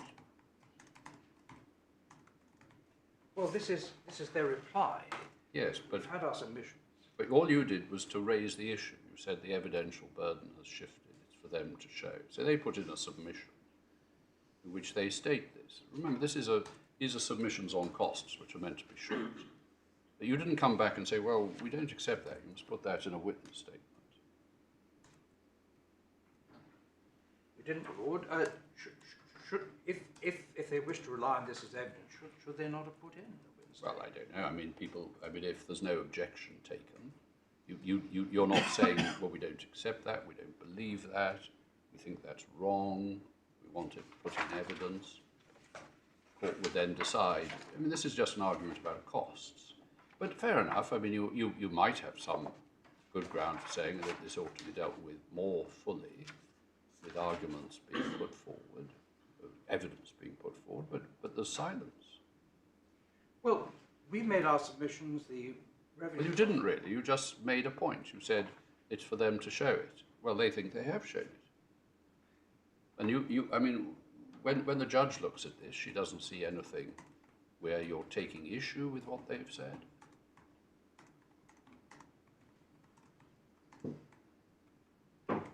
We don't. It seems... Look, there was... I mean, if they'd put in a witness statement saying this, would that have made all the difference? This would then be a different situation, and of course, which would be exactly the same situation if the witness statement they are seeking to put in of Mr. Amin were to be admitted as admissible evidence before this court. And of course, why can we not? I mean, I don't understand at the moment, frankly, why the judge wasn't just able to accept this. I mean, I think the only point you're making is it wasn't in a witness statement. But I mean, in context, that seems a pretty, in the absence of a challenge from you, very, if I may say so, technical point.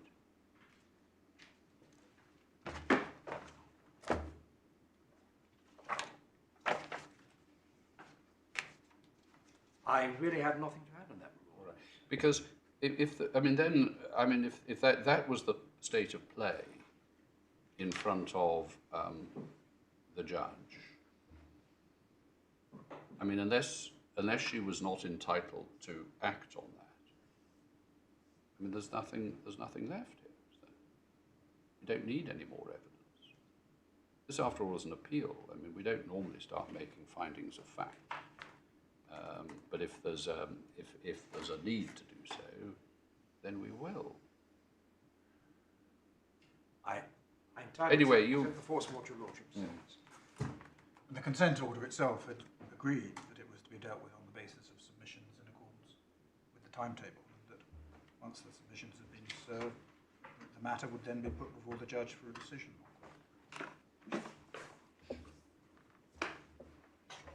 If I can just... So I'm looking at the order which is at tab 9, page 95, and particularly the last paragraph at 96.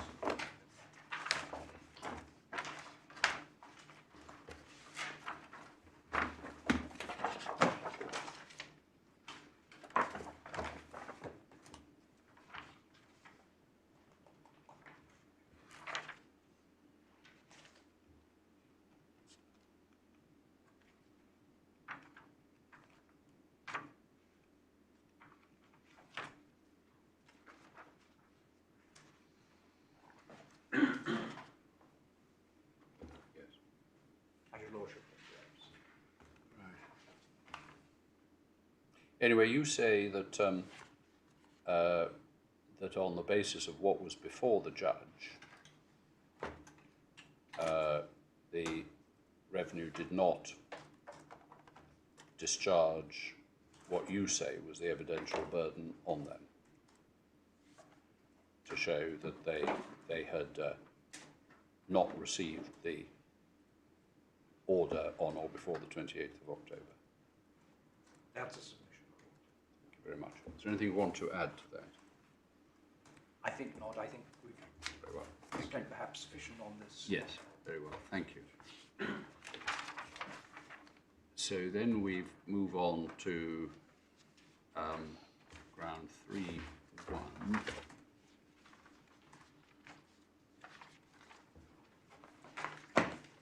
Which is, in a sense, the main legal area. Yes, right. Oh, there's the envelope on page 55. It is, yes. Yes. I mean, what was, yes. I don't know whether I think I saw a reference that the envelope was before the judge below, although it's not actually, I don't know where it was or how it was It was before. attached to the HMRC. Was it? Oh, I see. Was it?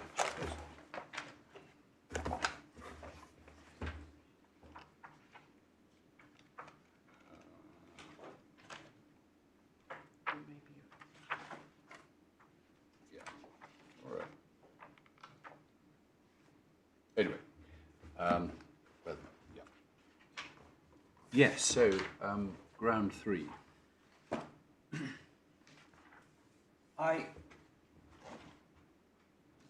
So paragraph 42 of the skeleton, we say the case falls clearly within the first of the three categories set out in paragraphs 56 to 63 of the Croydon case.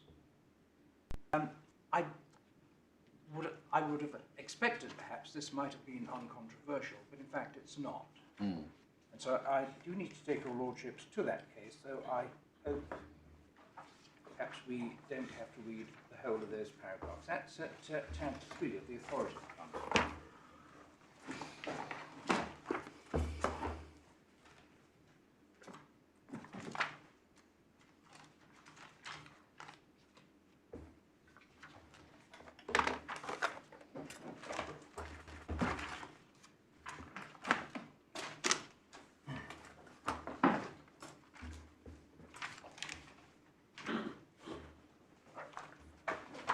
I need to refer to this because Bernard Friend has stated in his skeleton, paragraph 40, he has taken a point on the notices having been withdrawn on one ground only. So he's saying it's a partial success case rather than a complete success I case. think that must be what it comes down to. Whereas I think, therefore, I don't need to read the whole of this, but if perhaps we can pick it up at paragraph 58, which is page 81 of the authorities funded.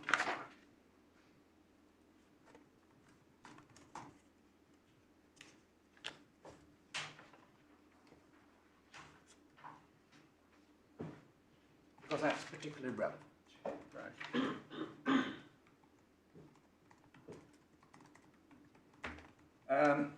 His Lordship says, accordingly, I conclude that the position should be no different for litigation in the administrative court from what it is in general civil litigation. In that connection, at any rate at first sight, there may appear to be a degree of tension between this conclusion, which applies the general rule in CPR 4432A, and the fifth guideline in the Boxall case. At least in a case where the settlement involves the defendants effectively conceding that the claimant is entitled to the relief which he seeks. In such a case, the claimant is almost always the successful party, and should therefore, at least prima facie, be entitled to his costs. Whereas the fifth guideline seems to suggest that the default position is that there should be no order for costs. Similarly, there could be said to be a degree of tension between what was said in paragraph 63 to 65 and the view expressed in paragraph 66 of the Barker case. And this is the crucial bit. In my view, however, on closer analysis, there is no inconsistency in either case, essentially for the reasons already discussed. Where, as happened in the Barter case, a claimant obtains all the relief which he seeks, whether by consent or after a contested hearing, he is undoubtedly the successful party who is entitled to all his costs unless there is good reason to the contrary. And we say that's our case. In effect, in substance, what we sought was the quashing, the withdrawal of the two notices. And that is exactly what we got when HMRC We better look at your JR claim, had we not? To see what, I think we ought to see your JR claim to see what relief you were seeking.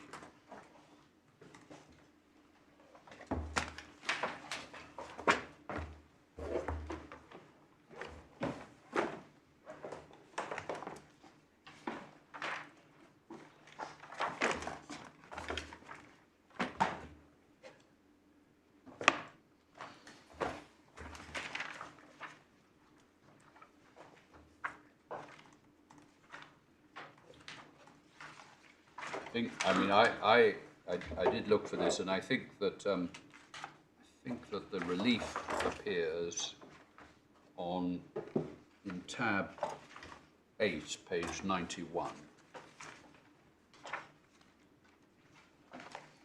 I'm going to the Lordship.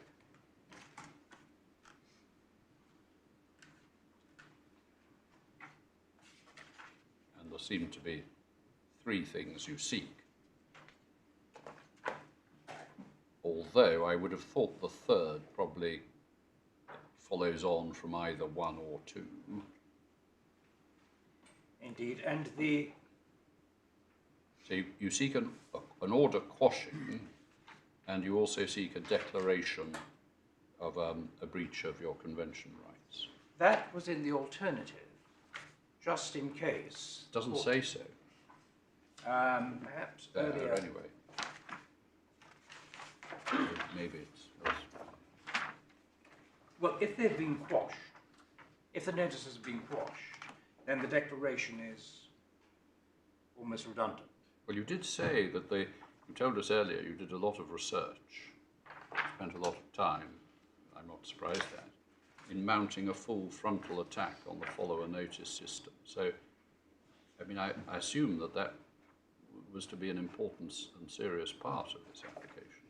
Indeed, but the argument would have resulted in the follower notice and the accelerated payment notice being void on account of the interaction of the Human Rights Act with Finance Act 2014. So the point would be that, I mean, I don't quite understand. So when it talks about, I mean, it doesn't say why the follower notice and the accelerated and the APN should be quashed, but from what you're saying, I think it means because of the sort of what I might inaccurately call the technical reasons, that it wasn't permissible under the statutory procedure.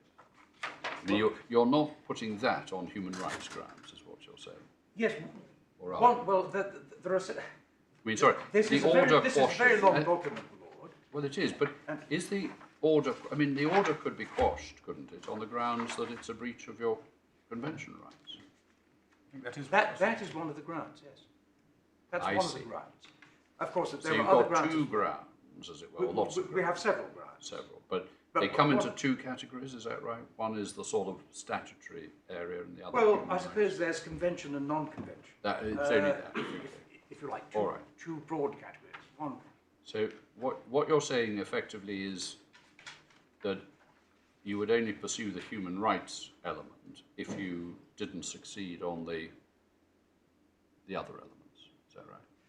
no, it's not that, my lord. There was a possibility that the court might have decided that the legislation was inconsistent with the convention. But then another question arises. You have to go further than that, in that the court might not have been able, under the Human Rights Act, simply to quash the notices.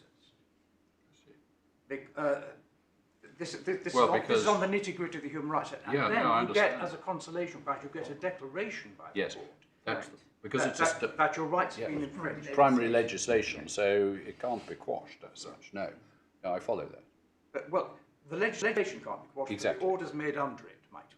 Well, I'm not so sure. So you can see how this was sorry, it's an awfully complicated All area. right. Well, No, that's I see that. yes. We can see it's complicated, but I mean, the revenue's point is you didn't get your declaration. You didn't get any acceptance by them that there was any breach of your convention rights. But you got the orders quashed, effectively withdrawn. But what one has to ask is what were we after in substance? We were after in substance.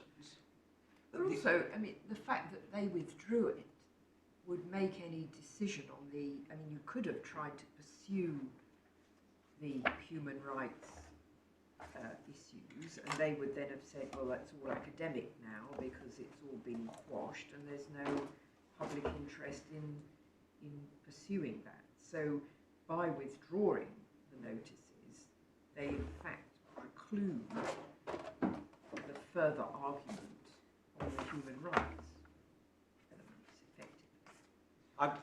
I would respectfully agree, my lady. I think if having obtained what in substance we had been after, we had come back to the administrative court and said we'd love to waste your time on what's an academic question, I think we'd have got very short shrift.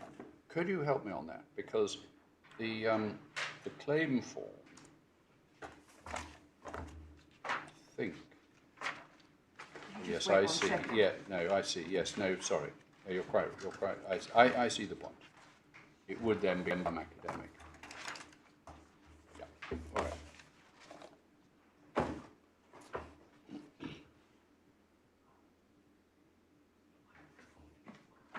Right.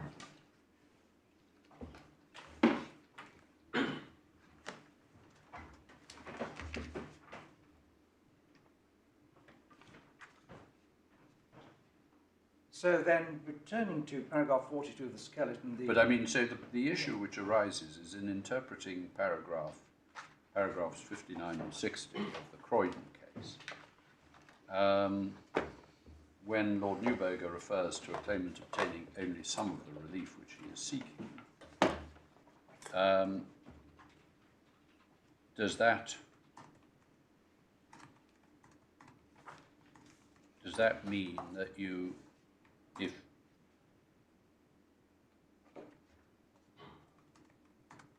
if what the defendant does removes the proceedings altogether, you've got all that you've sought, even though you haven't got, in this case, the Human Rights Declaration? It does indeed, my lord. If I can continue to read from the judgment, I think Yeah. I'd left it at the top of page 82 of the bundle. Yes. If we pick it up at paragraph 60, thus in administrative court cases, just as in other civil litigation, particularly where a complaint has been settled, there is, in my view, a sharp difference between, and this is the first case we say we fall within, one, a case where a claimant has been wholly successful, whether following a contested hearing or pursuant to a settlement. I think settlement should include one party simply giving him a surrender. And then he discusses that in paragraph 61. He says, in case 1, it is hard to see why the claimant should not recover all his costs, unless there is some good reason to the contrary. And that would normally be something independent, like the conduct of the claimant. Whether pursuant to judgment following a contested hearing, or by virtue of a settlement, the claimant can, at least absent special circumstances, say that he has been vindicated, and as a successful party, that he should recover his costs.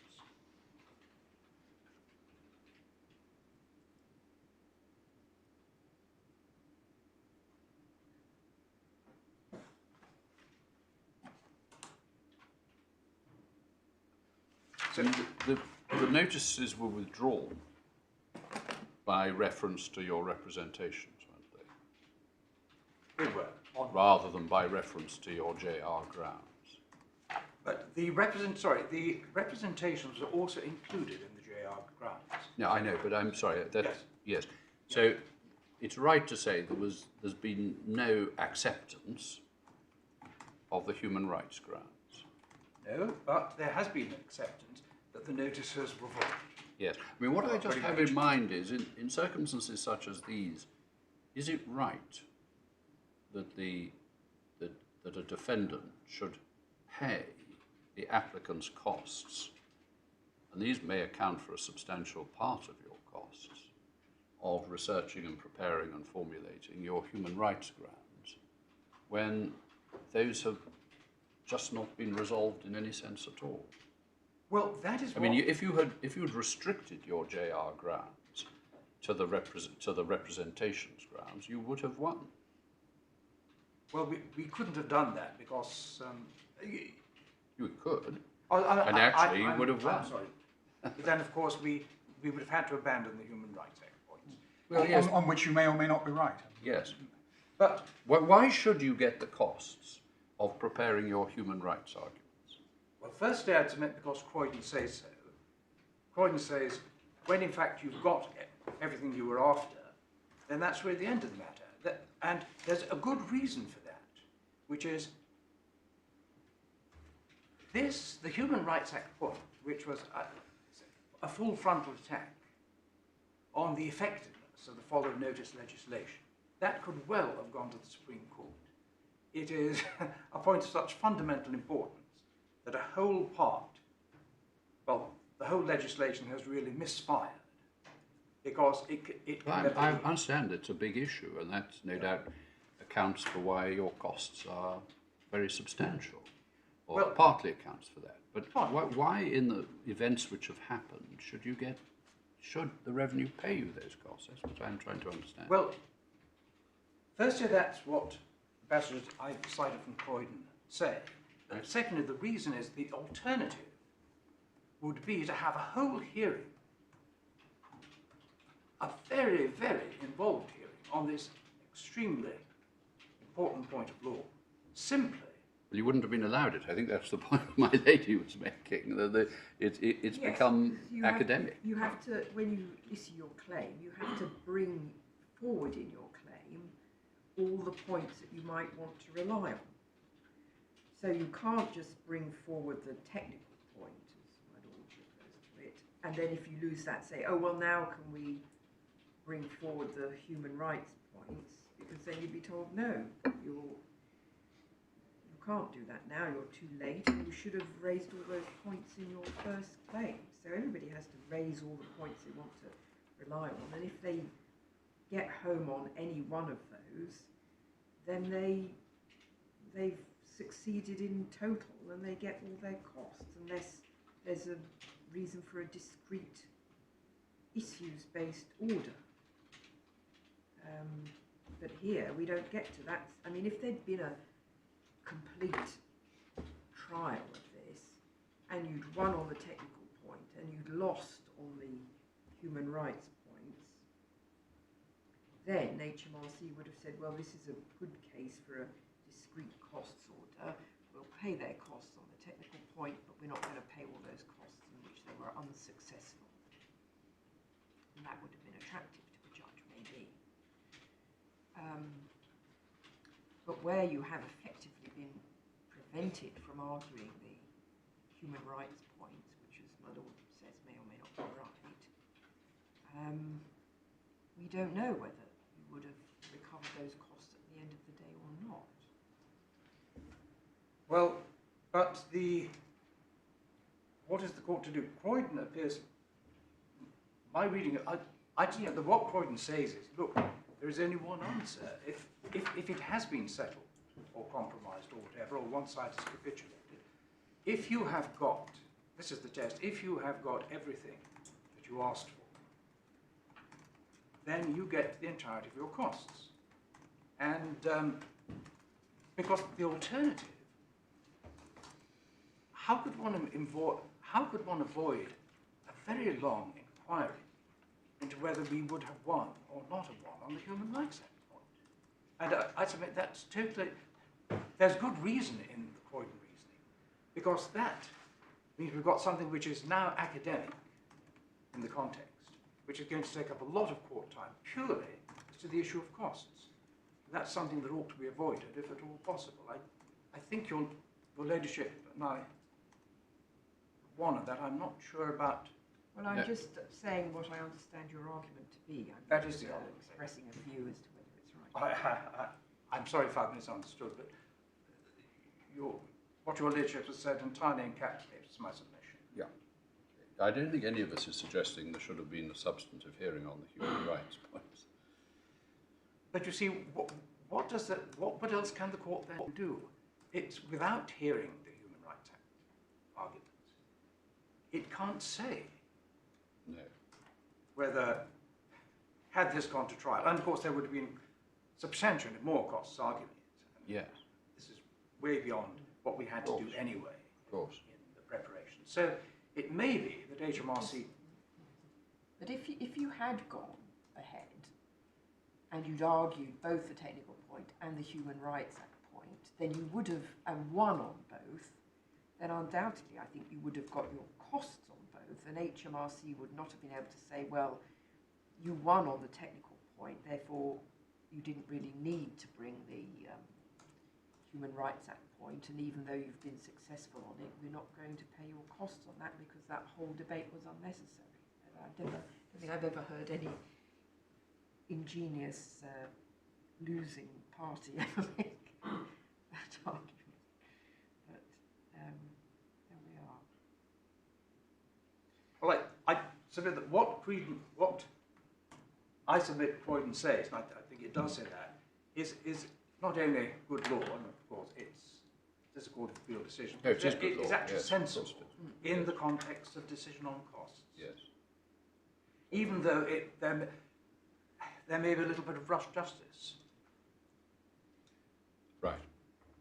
Okay, so that's what you say on Croydon, I understand. So,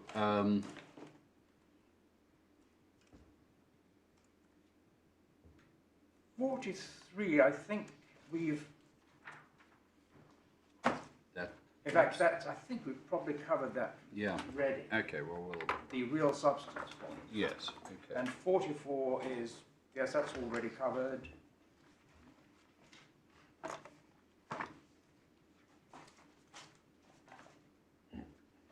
Oh, and now we get to Go to Archer now, don't we? get to Archer. Yeah, okay. Now, your lordships, the court may be unhappy with this, but what I'd like to do first is to go through my submissions on Archer before I take the court to the decision. It will be much more economical in terms of time. Fine, if that's your view, that's fine. And then Okay. we can go through the decision and you can see how it bears out, All right. or doesn't bear out my submission. Okay.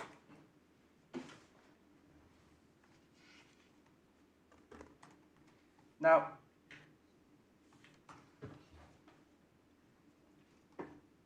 the relevant distinguishing facts of Archer, that they are very, very different. But I'm not going to put enormous stress on this because of the way the Court of Appeal gave its decision. One might have thought, for example, that issuing proceedings prematurely and issuing a pre-action protocol letter the very same day would of itself have been a sufficient reason for denying Mrs. Archer her costs. So, but they're all set out there at paragraph 47. We're in a very different situation. Now, paragraph 49 is also clear from paragraphs 57 and 58 of Mr. Justice Green's judgment in the High Court that the conclusion that the claimants had an alternative remedy only led to the order for each party to bear their own costs when placed in the factual situation in which, and again, this is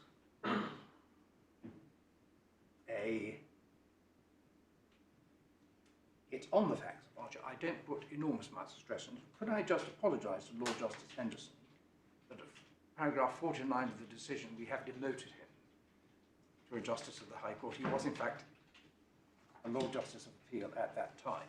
Fortunately, later on in the scaffold we get it right. Now, paragraph 51, we make some differences of, again, effect. The claimants made the representations 37 days before the expiry of the time limit for filing the claim, which ought to have given the defendants ample time to respond on those. And for what it's worth, and it's perhaps not entirely negligible, it was on one of the grounds made in those representations that HMRC finally decided to cancel the notices. The claimant did properly issue a pre-action protocol letter, giving the defendants adequate time to respond. I know we discussed that this morning, and your Lordship has raised some doubts as to that. So, I think I'll pass over now to 53, Archer's scope of the decision, human rights. Archer is also not exempted because it did not consider claims for the human rights element. The present claim included a number of grounds based on the Human Rights Act 1998, which challenged the Finance Act 2014 Part 4 legislation itself. Both Mr. Justice Green at first instance, which was the decision we had when the proceedings were launched, and Lord Justice Henderson at paragraph 95, were clear that, contrary to the facts in Archer, if a claim did contain such high-level human rights challenges, then these fall outside the scope of the Section 222 representations regime, and the conclusions they reached in respect of Mrs. Archer's claim do not necessarily apply. That's why we say, if for no other reason, it is not determinative of the present issue. Even if the Court of Appeal decision had been given before we filed the proceedings, it is still distinguishable.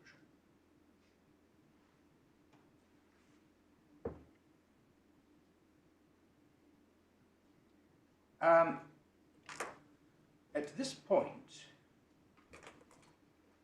I see in my argument I've raised a point which I've to some extent covered, so I try and be as succinct as possible on this. It's argued at paragraph 40 of the respondent's skeleton that because the claim did not succeed on the Human Rights Act grounds, M-Sport should not be allowed its costs. So are you reading here? No. No, sorry. I'm sorry, this is additional argument not in the skeleton. No, that's fine. Yeah. But I'm at the end of 55 of the skeleton. Right. Now, as I think I've already submitted, this seems totally unreal. It would have been a complete waste of the court's time, and the court would in all probability have dismissed the proceedings. So this is the point is in paragraph 40, is it, of HMRC skeleton? It is indeed. Mr. Hogan's skeleton.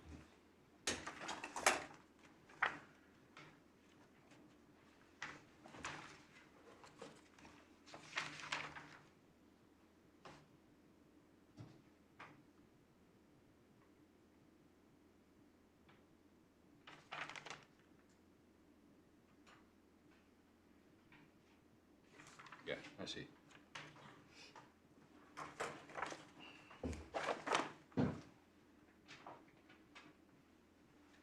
And if your lordships have that open, Just wait.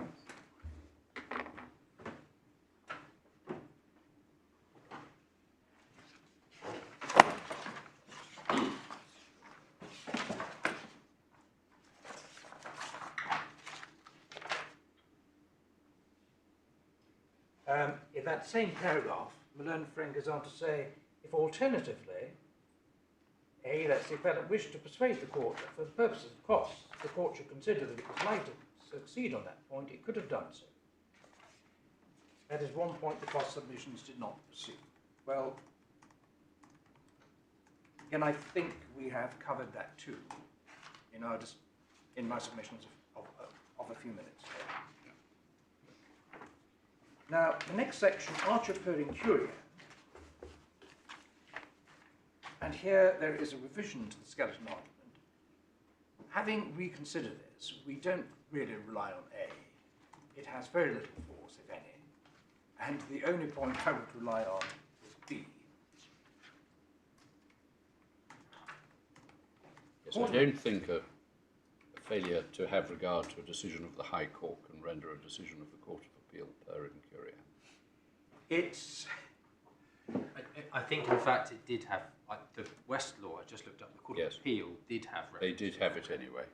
But even if they didn't, I can see it was, well, I'm sure Anyway, the there members of the it court is. have all been at the bar yourselves. There are times when drafting a skeleton argument points Don't out worry. that they might just be arguable, and then on further consideration, anyway. it's just wiser to retreat. And I think this is one.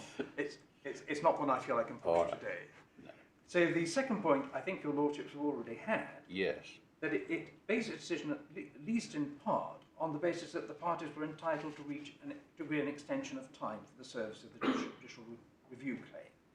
I didn't notice the difficulty in CPR Rule 54.5.2, which expressly disallowed this. Right. I think we've looked at that earlier. Yes.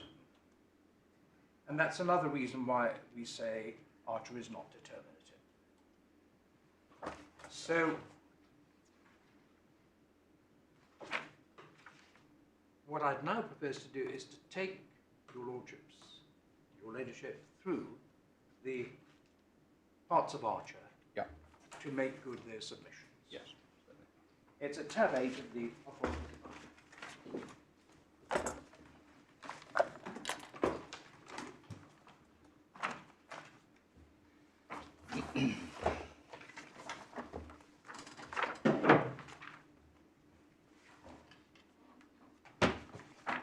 at page 172 of the bundle.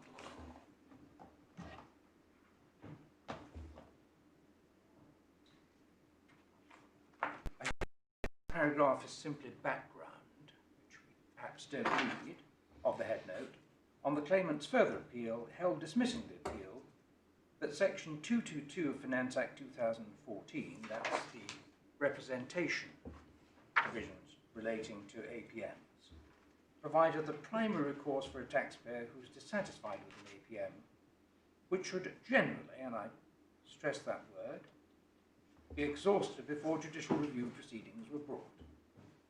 That the strict 3-month time limit for judicial review proceedings did not provide a good reason for bringing a judicial review claim before making representations under section 222, since the courts were likely, not bound, to take a flexible and pragmatic approach to that time limit to ensure that a taxpayer was not prejudiced by first taking advantage of a potential alternative remedy.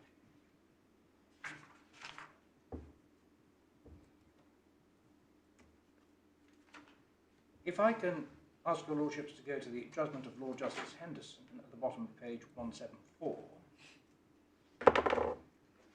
So what one would get from that is that the time limit of 3 months runs and only runs from the service of the notice, but that if you make representations and you have to wait until after that 3 months has expired before you get an answer, that's usually going to be a good reason to extend time. That's indeed what it is, yes.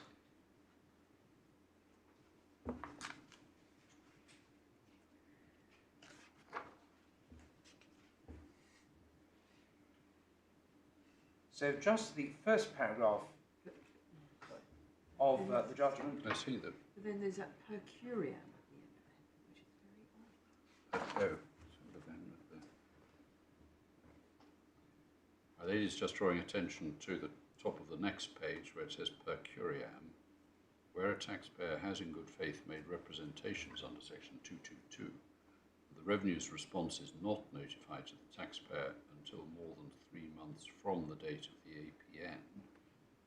A court in proceedings for judicial review of the APN should proceed on the basis that time does not begin to run for judicial review purposes until the date of the notification.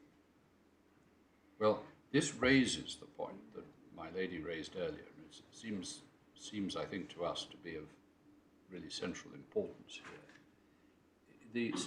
We might as well raise it now with you, Mr. Venables, that the statutory procedure under, let's say, section 222, but it's also under the other section, entitles the taxpayer to give representations, and the taxpayer has 90 days in which to do so, which ironically was almost exactly the time limit for issuing JR.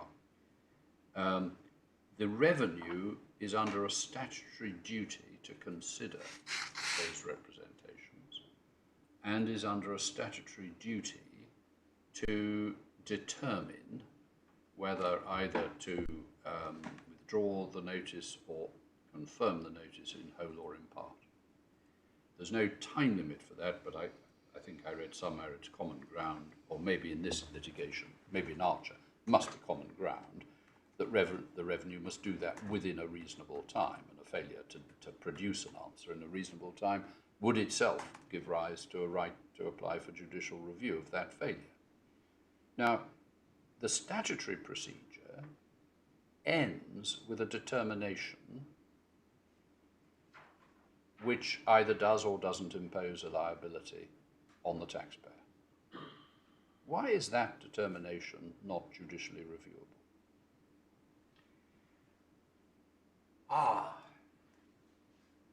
This is not a point which I think is expressly addressed in Archer. I don't think it is. Maybe, I'm not sure. I wouldn't like to put my hand on my heart, but it's sort of that. I think in that's a way. the per curiam point. I take it to be. That's the per curiam I point. think Isn't that's it? what I take it to be. But it's this odd way of expressing it, rather than Yes. saying, well, the decision, Yes. the determination under section 222 is a decision, and there is 3 months from that. It says that the court judicial review is still of the notice, but somehow time doesn't begin to run until the You'll get your chance. Yes. until the date of the. I mean, it's just a very odd hybrid. I can only posit a possible answer, which the way I understand it to be, our submission would be that it's dealing, of course, with this case where the appellant in that case was out of time both to challenge the earlier decision and the subsequent decision. And it's possible to conceive of a JR against both the provisional decision, as we would call it, and the subsequent decision. Although, in most cases, challenges to the provisional decision will be invalid for there being an It's not a alternative remedy. provisional decision. The Court of Appeal in Archer stamped on that. It's no, but it's not provisional, but it's. I use it. I put it in inverted commas. I accept that it is its own decision, which is why they're looking. I think we will hear from you. But let's just leave Archer on one side for the moment and just ask the simple question.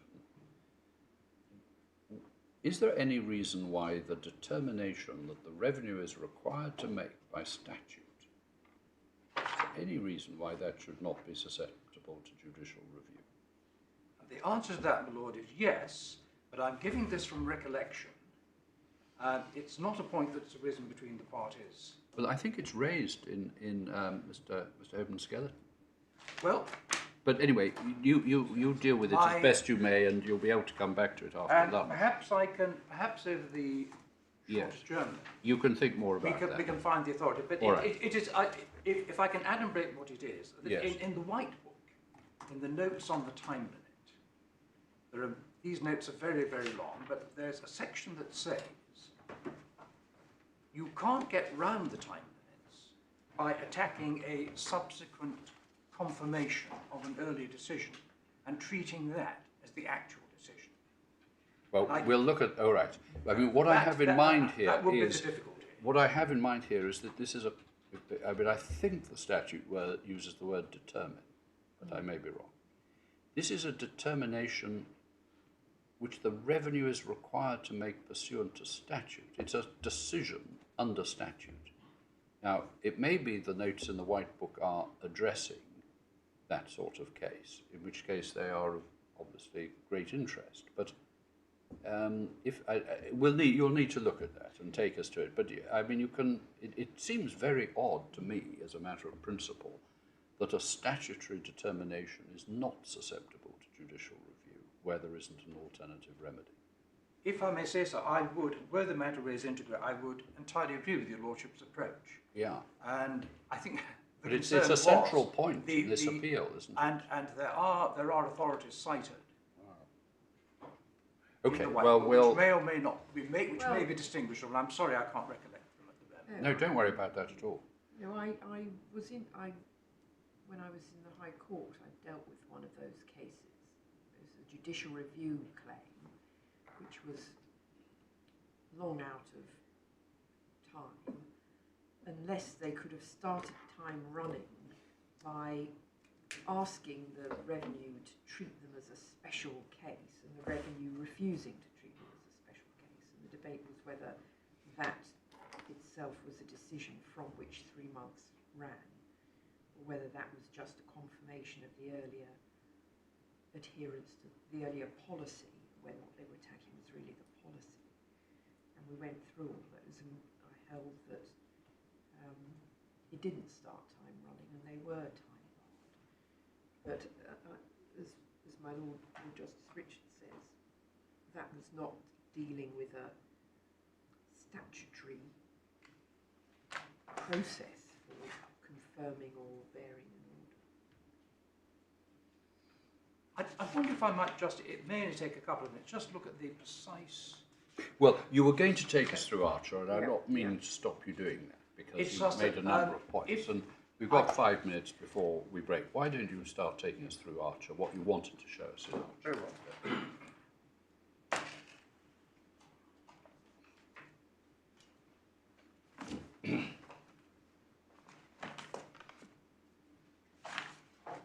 So, page 174 of the bundle, just the opening paragraph. This is an appeal about costs, a subject which would not normally justify a first, let alone a second appeal. But as Lord Justice Lewison recognised when granting permission for a second appeal, this point is one of broad significance. And if we go to, again, these are bundle pages, page 189 at the top.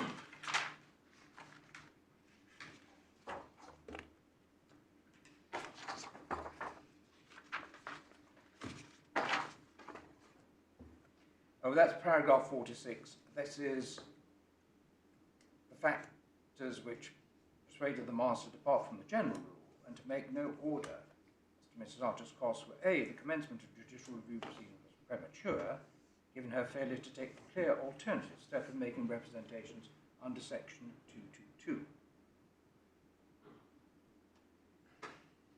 Then if we go to page 190 at paragraph 151,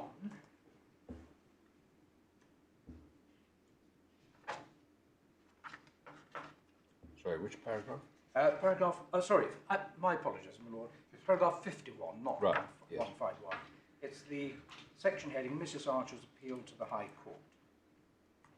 So, Mrs. Archer's appeal to the High Court against the master's decision on her costs was heard by Mr. Justice Green on the 6th of March 2018. Then there's the representation.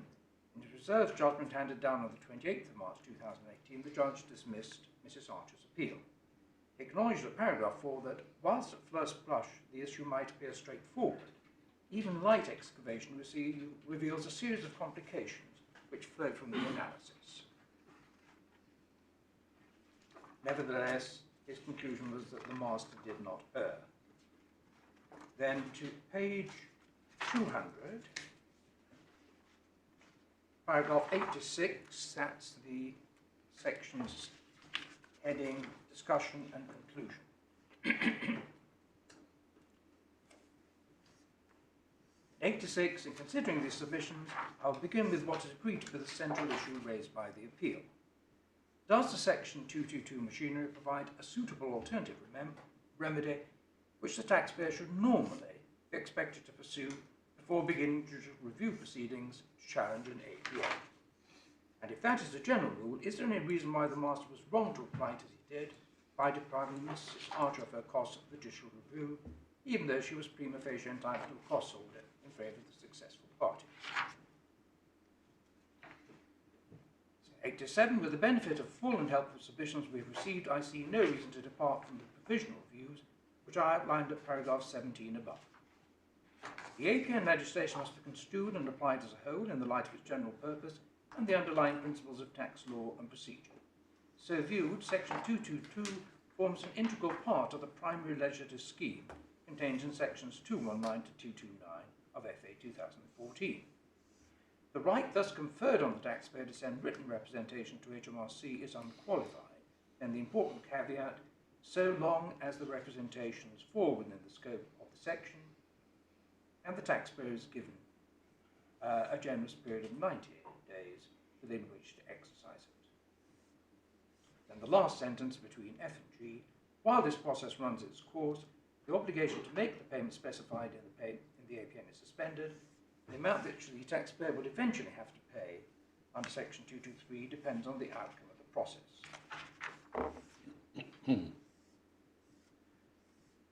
Then to paragraph 92, which is the paragraph which gave rise to the per curiam note in the head note, which we've already looked at. It's very interesting to see exactly what is said. I'm equally unimpressed by the argument that the strict 3-month time limit for judicial review leaves the taxpayer with no realistic option except to begin judicial review proceedings within 3 months of the date of the EPM, even if representations are also made under Section 222. The authorities show that although the time limit in CPR 5451 is indeed strict, it is not applied unthinkingly. In a suitable context, the courts are willing to adopt a flexible and pragmatic approach as exemplified in cases such as Burkitt. Where Parliament has provided a potential alternative remedy, such as that in Section 222, the court will, if necessary, ensure that the taxpayer is not prejudiced by taking advantage of it. So, for example, in a case where the taxpayer has in good faith made representations under Section 222, and HMRC's response is not notified to the taxpayer until more than 3 months from the date of the APM, I would expect the court to proceed on the basis that time does not begin to run for judicial review purposes until the date of the notification. Again, a slightly different formulation again. May not matter, may matter. In practical terms, the sensible course would normally be for the taxpayer, when making his representations, to seek HMRC's agreement that time for judicial review purposes should not begin to run until the Section 222 procedure has been completed. And that, of course, is where the problem arises, because that agreement is not binding on the court. Absent exceptional circumstances, I cannot imagine that HMRC would refuse such a request, and if they did so without justification, I would expect any subsequent objection to judicial review on the grounds of delay to receive short shrift from the court. As the guidance in Cowell emphasises, both sides are under a duty to act responsibly and to take all reasonable steps to ensure that judicial review proceedings are not prematurely pursued while other forms of dispute resolution are in progress. Now, that is indeed very helpful, but perhaps not quite as helpful as it could be. I would, if your lordships felt able to do so, if your lordships were able to state in this judgment, no matter what the outcome of the case as regards the specific issue on costs, that in a case where representations have been made and the taxpayer has not brought judicial review proceedings within the normal 3-month period, then a court should, unless there was some special reason to the contrary, exercise its discretion to extend the time. That, I think, would probably give sufficient comfort to taxpayers and their advisors not to trouble the court I mean, essentially, isn't that That's what what's being the said. judge is saying? Lord Justice Henderson is saying there. Well, if there's I an mean, we unreasonable... can't if there's an bind the discretion. We can't bind the court in the exercise of its discretion, but we can give a strong steer, which seems to me what Lord Justice Henderson is doing there. I mean, if the Court of Appeal says, I would expect ... that carries some weight at first instance. But it then gets very complicated, because what if the taxpayer does not make representations and just brings judicial review proceedings against the notice? This finding that it's a potential alternative remedy, does that mean that the court will say, or HMRC can say, permission should not be given for judicial review because they have not made use of the alternative remedy? To which the taxpayer says, well, I'm not obliged to make use of the alternative remedy if I don't want to, and then there will be a dispute over that. But it's this funny holding back where representations have been made. It's this holding back from saying, well, don't worry, because the 3-month runs from when you get your answer to your representation. So there's no question of the court exercising discretion, as long as you do it promptly after you've got the representation's answer, you'll be in time. If the Court of Appeal in Archer is saying that, and if your lordships are, as it were, prepared to construe what the Court of Appeal said in Archer, as saying that really time only runs from the receipt of the revenue's reaction to the representations, then of course that is all the comfort that taxpayers would need. But I mean, my lady's raising the point, well, what if the taxpayer doesn't lodge representations and, as it were, proceeds straight to judicial review? And the answer to that may be, it depends on the grounds raised to the judicial review. I mean, if, for example, in this case, you had sought judicial review solely on human rights grounds, those are grounds which you could not pursue under the statutory machinery. And it could be, if your position were, well, we're not intending to make any to raise any arguments which could be raised by way of representations, then it couldn't be said, it could not be said that you had failed to take advantage of an alternative remedy, because the alternative remedy doesn't exist. On the other hand, if your judicial review grounds are or include grounds you are entitled to raise under the statutory machinery, then there is an alternative remedy available to you. That would be the point, I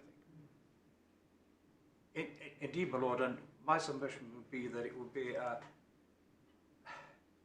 foolish of any taxpayer not to take advantage of the opportunity. And that would apply whether or not you had actually lodged. I mean, the point is stronger in a sense. If you have lodged representations, you have actually engaged with the statutory machinery, you've invoked the alternative remedy, and you should see that through to its conclusion. But even if you hadn't, but those were the grounds you sought to raise, well, you've got your alternative remedy under the machinery of the statute. And that, my submission, would be a very powerful argument indeed. So any taxpayer who was contemplating judicial review ought, for that reason, if not for others, that they could much more expeditiously, in the light of Archer and the Court of Appeal, perhaps deal with the matter by representations rather than incurring the costs of an application to the court, would seem the obvious sensible thing to do. All right, well, we'll rise now and continue at 2:05, and so this point that we're on at the moment, the availability of the alternative remedy, and whether the determination at the end of that process is itself capable of judicial review, is something that I think you're going to look at over the lunch break. Marvellous. Thank you very much indeed. 2:05. All rise.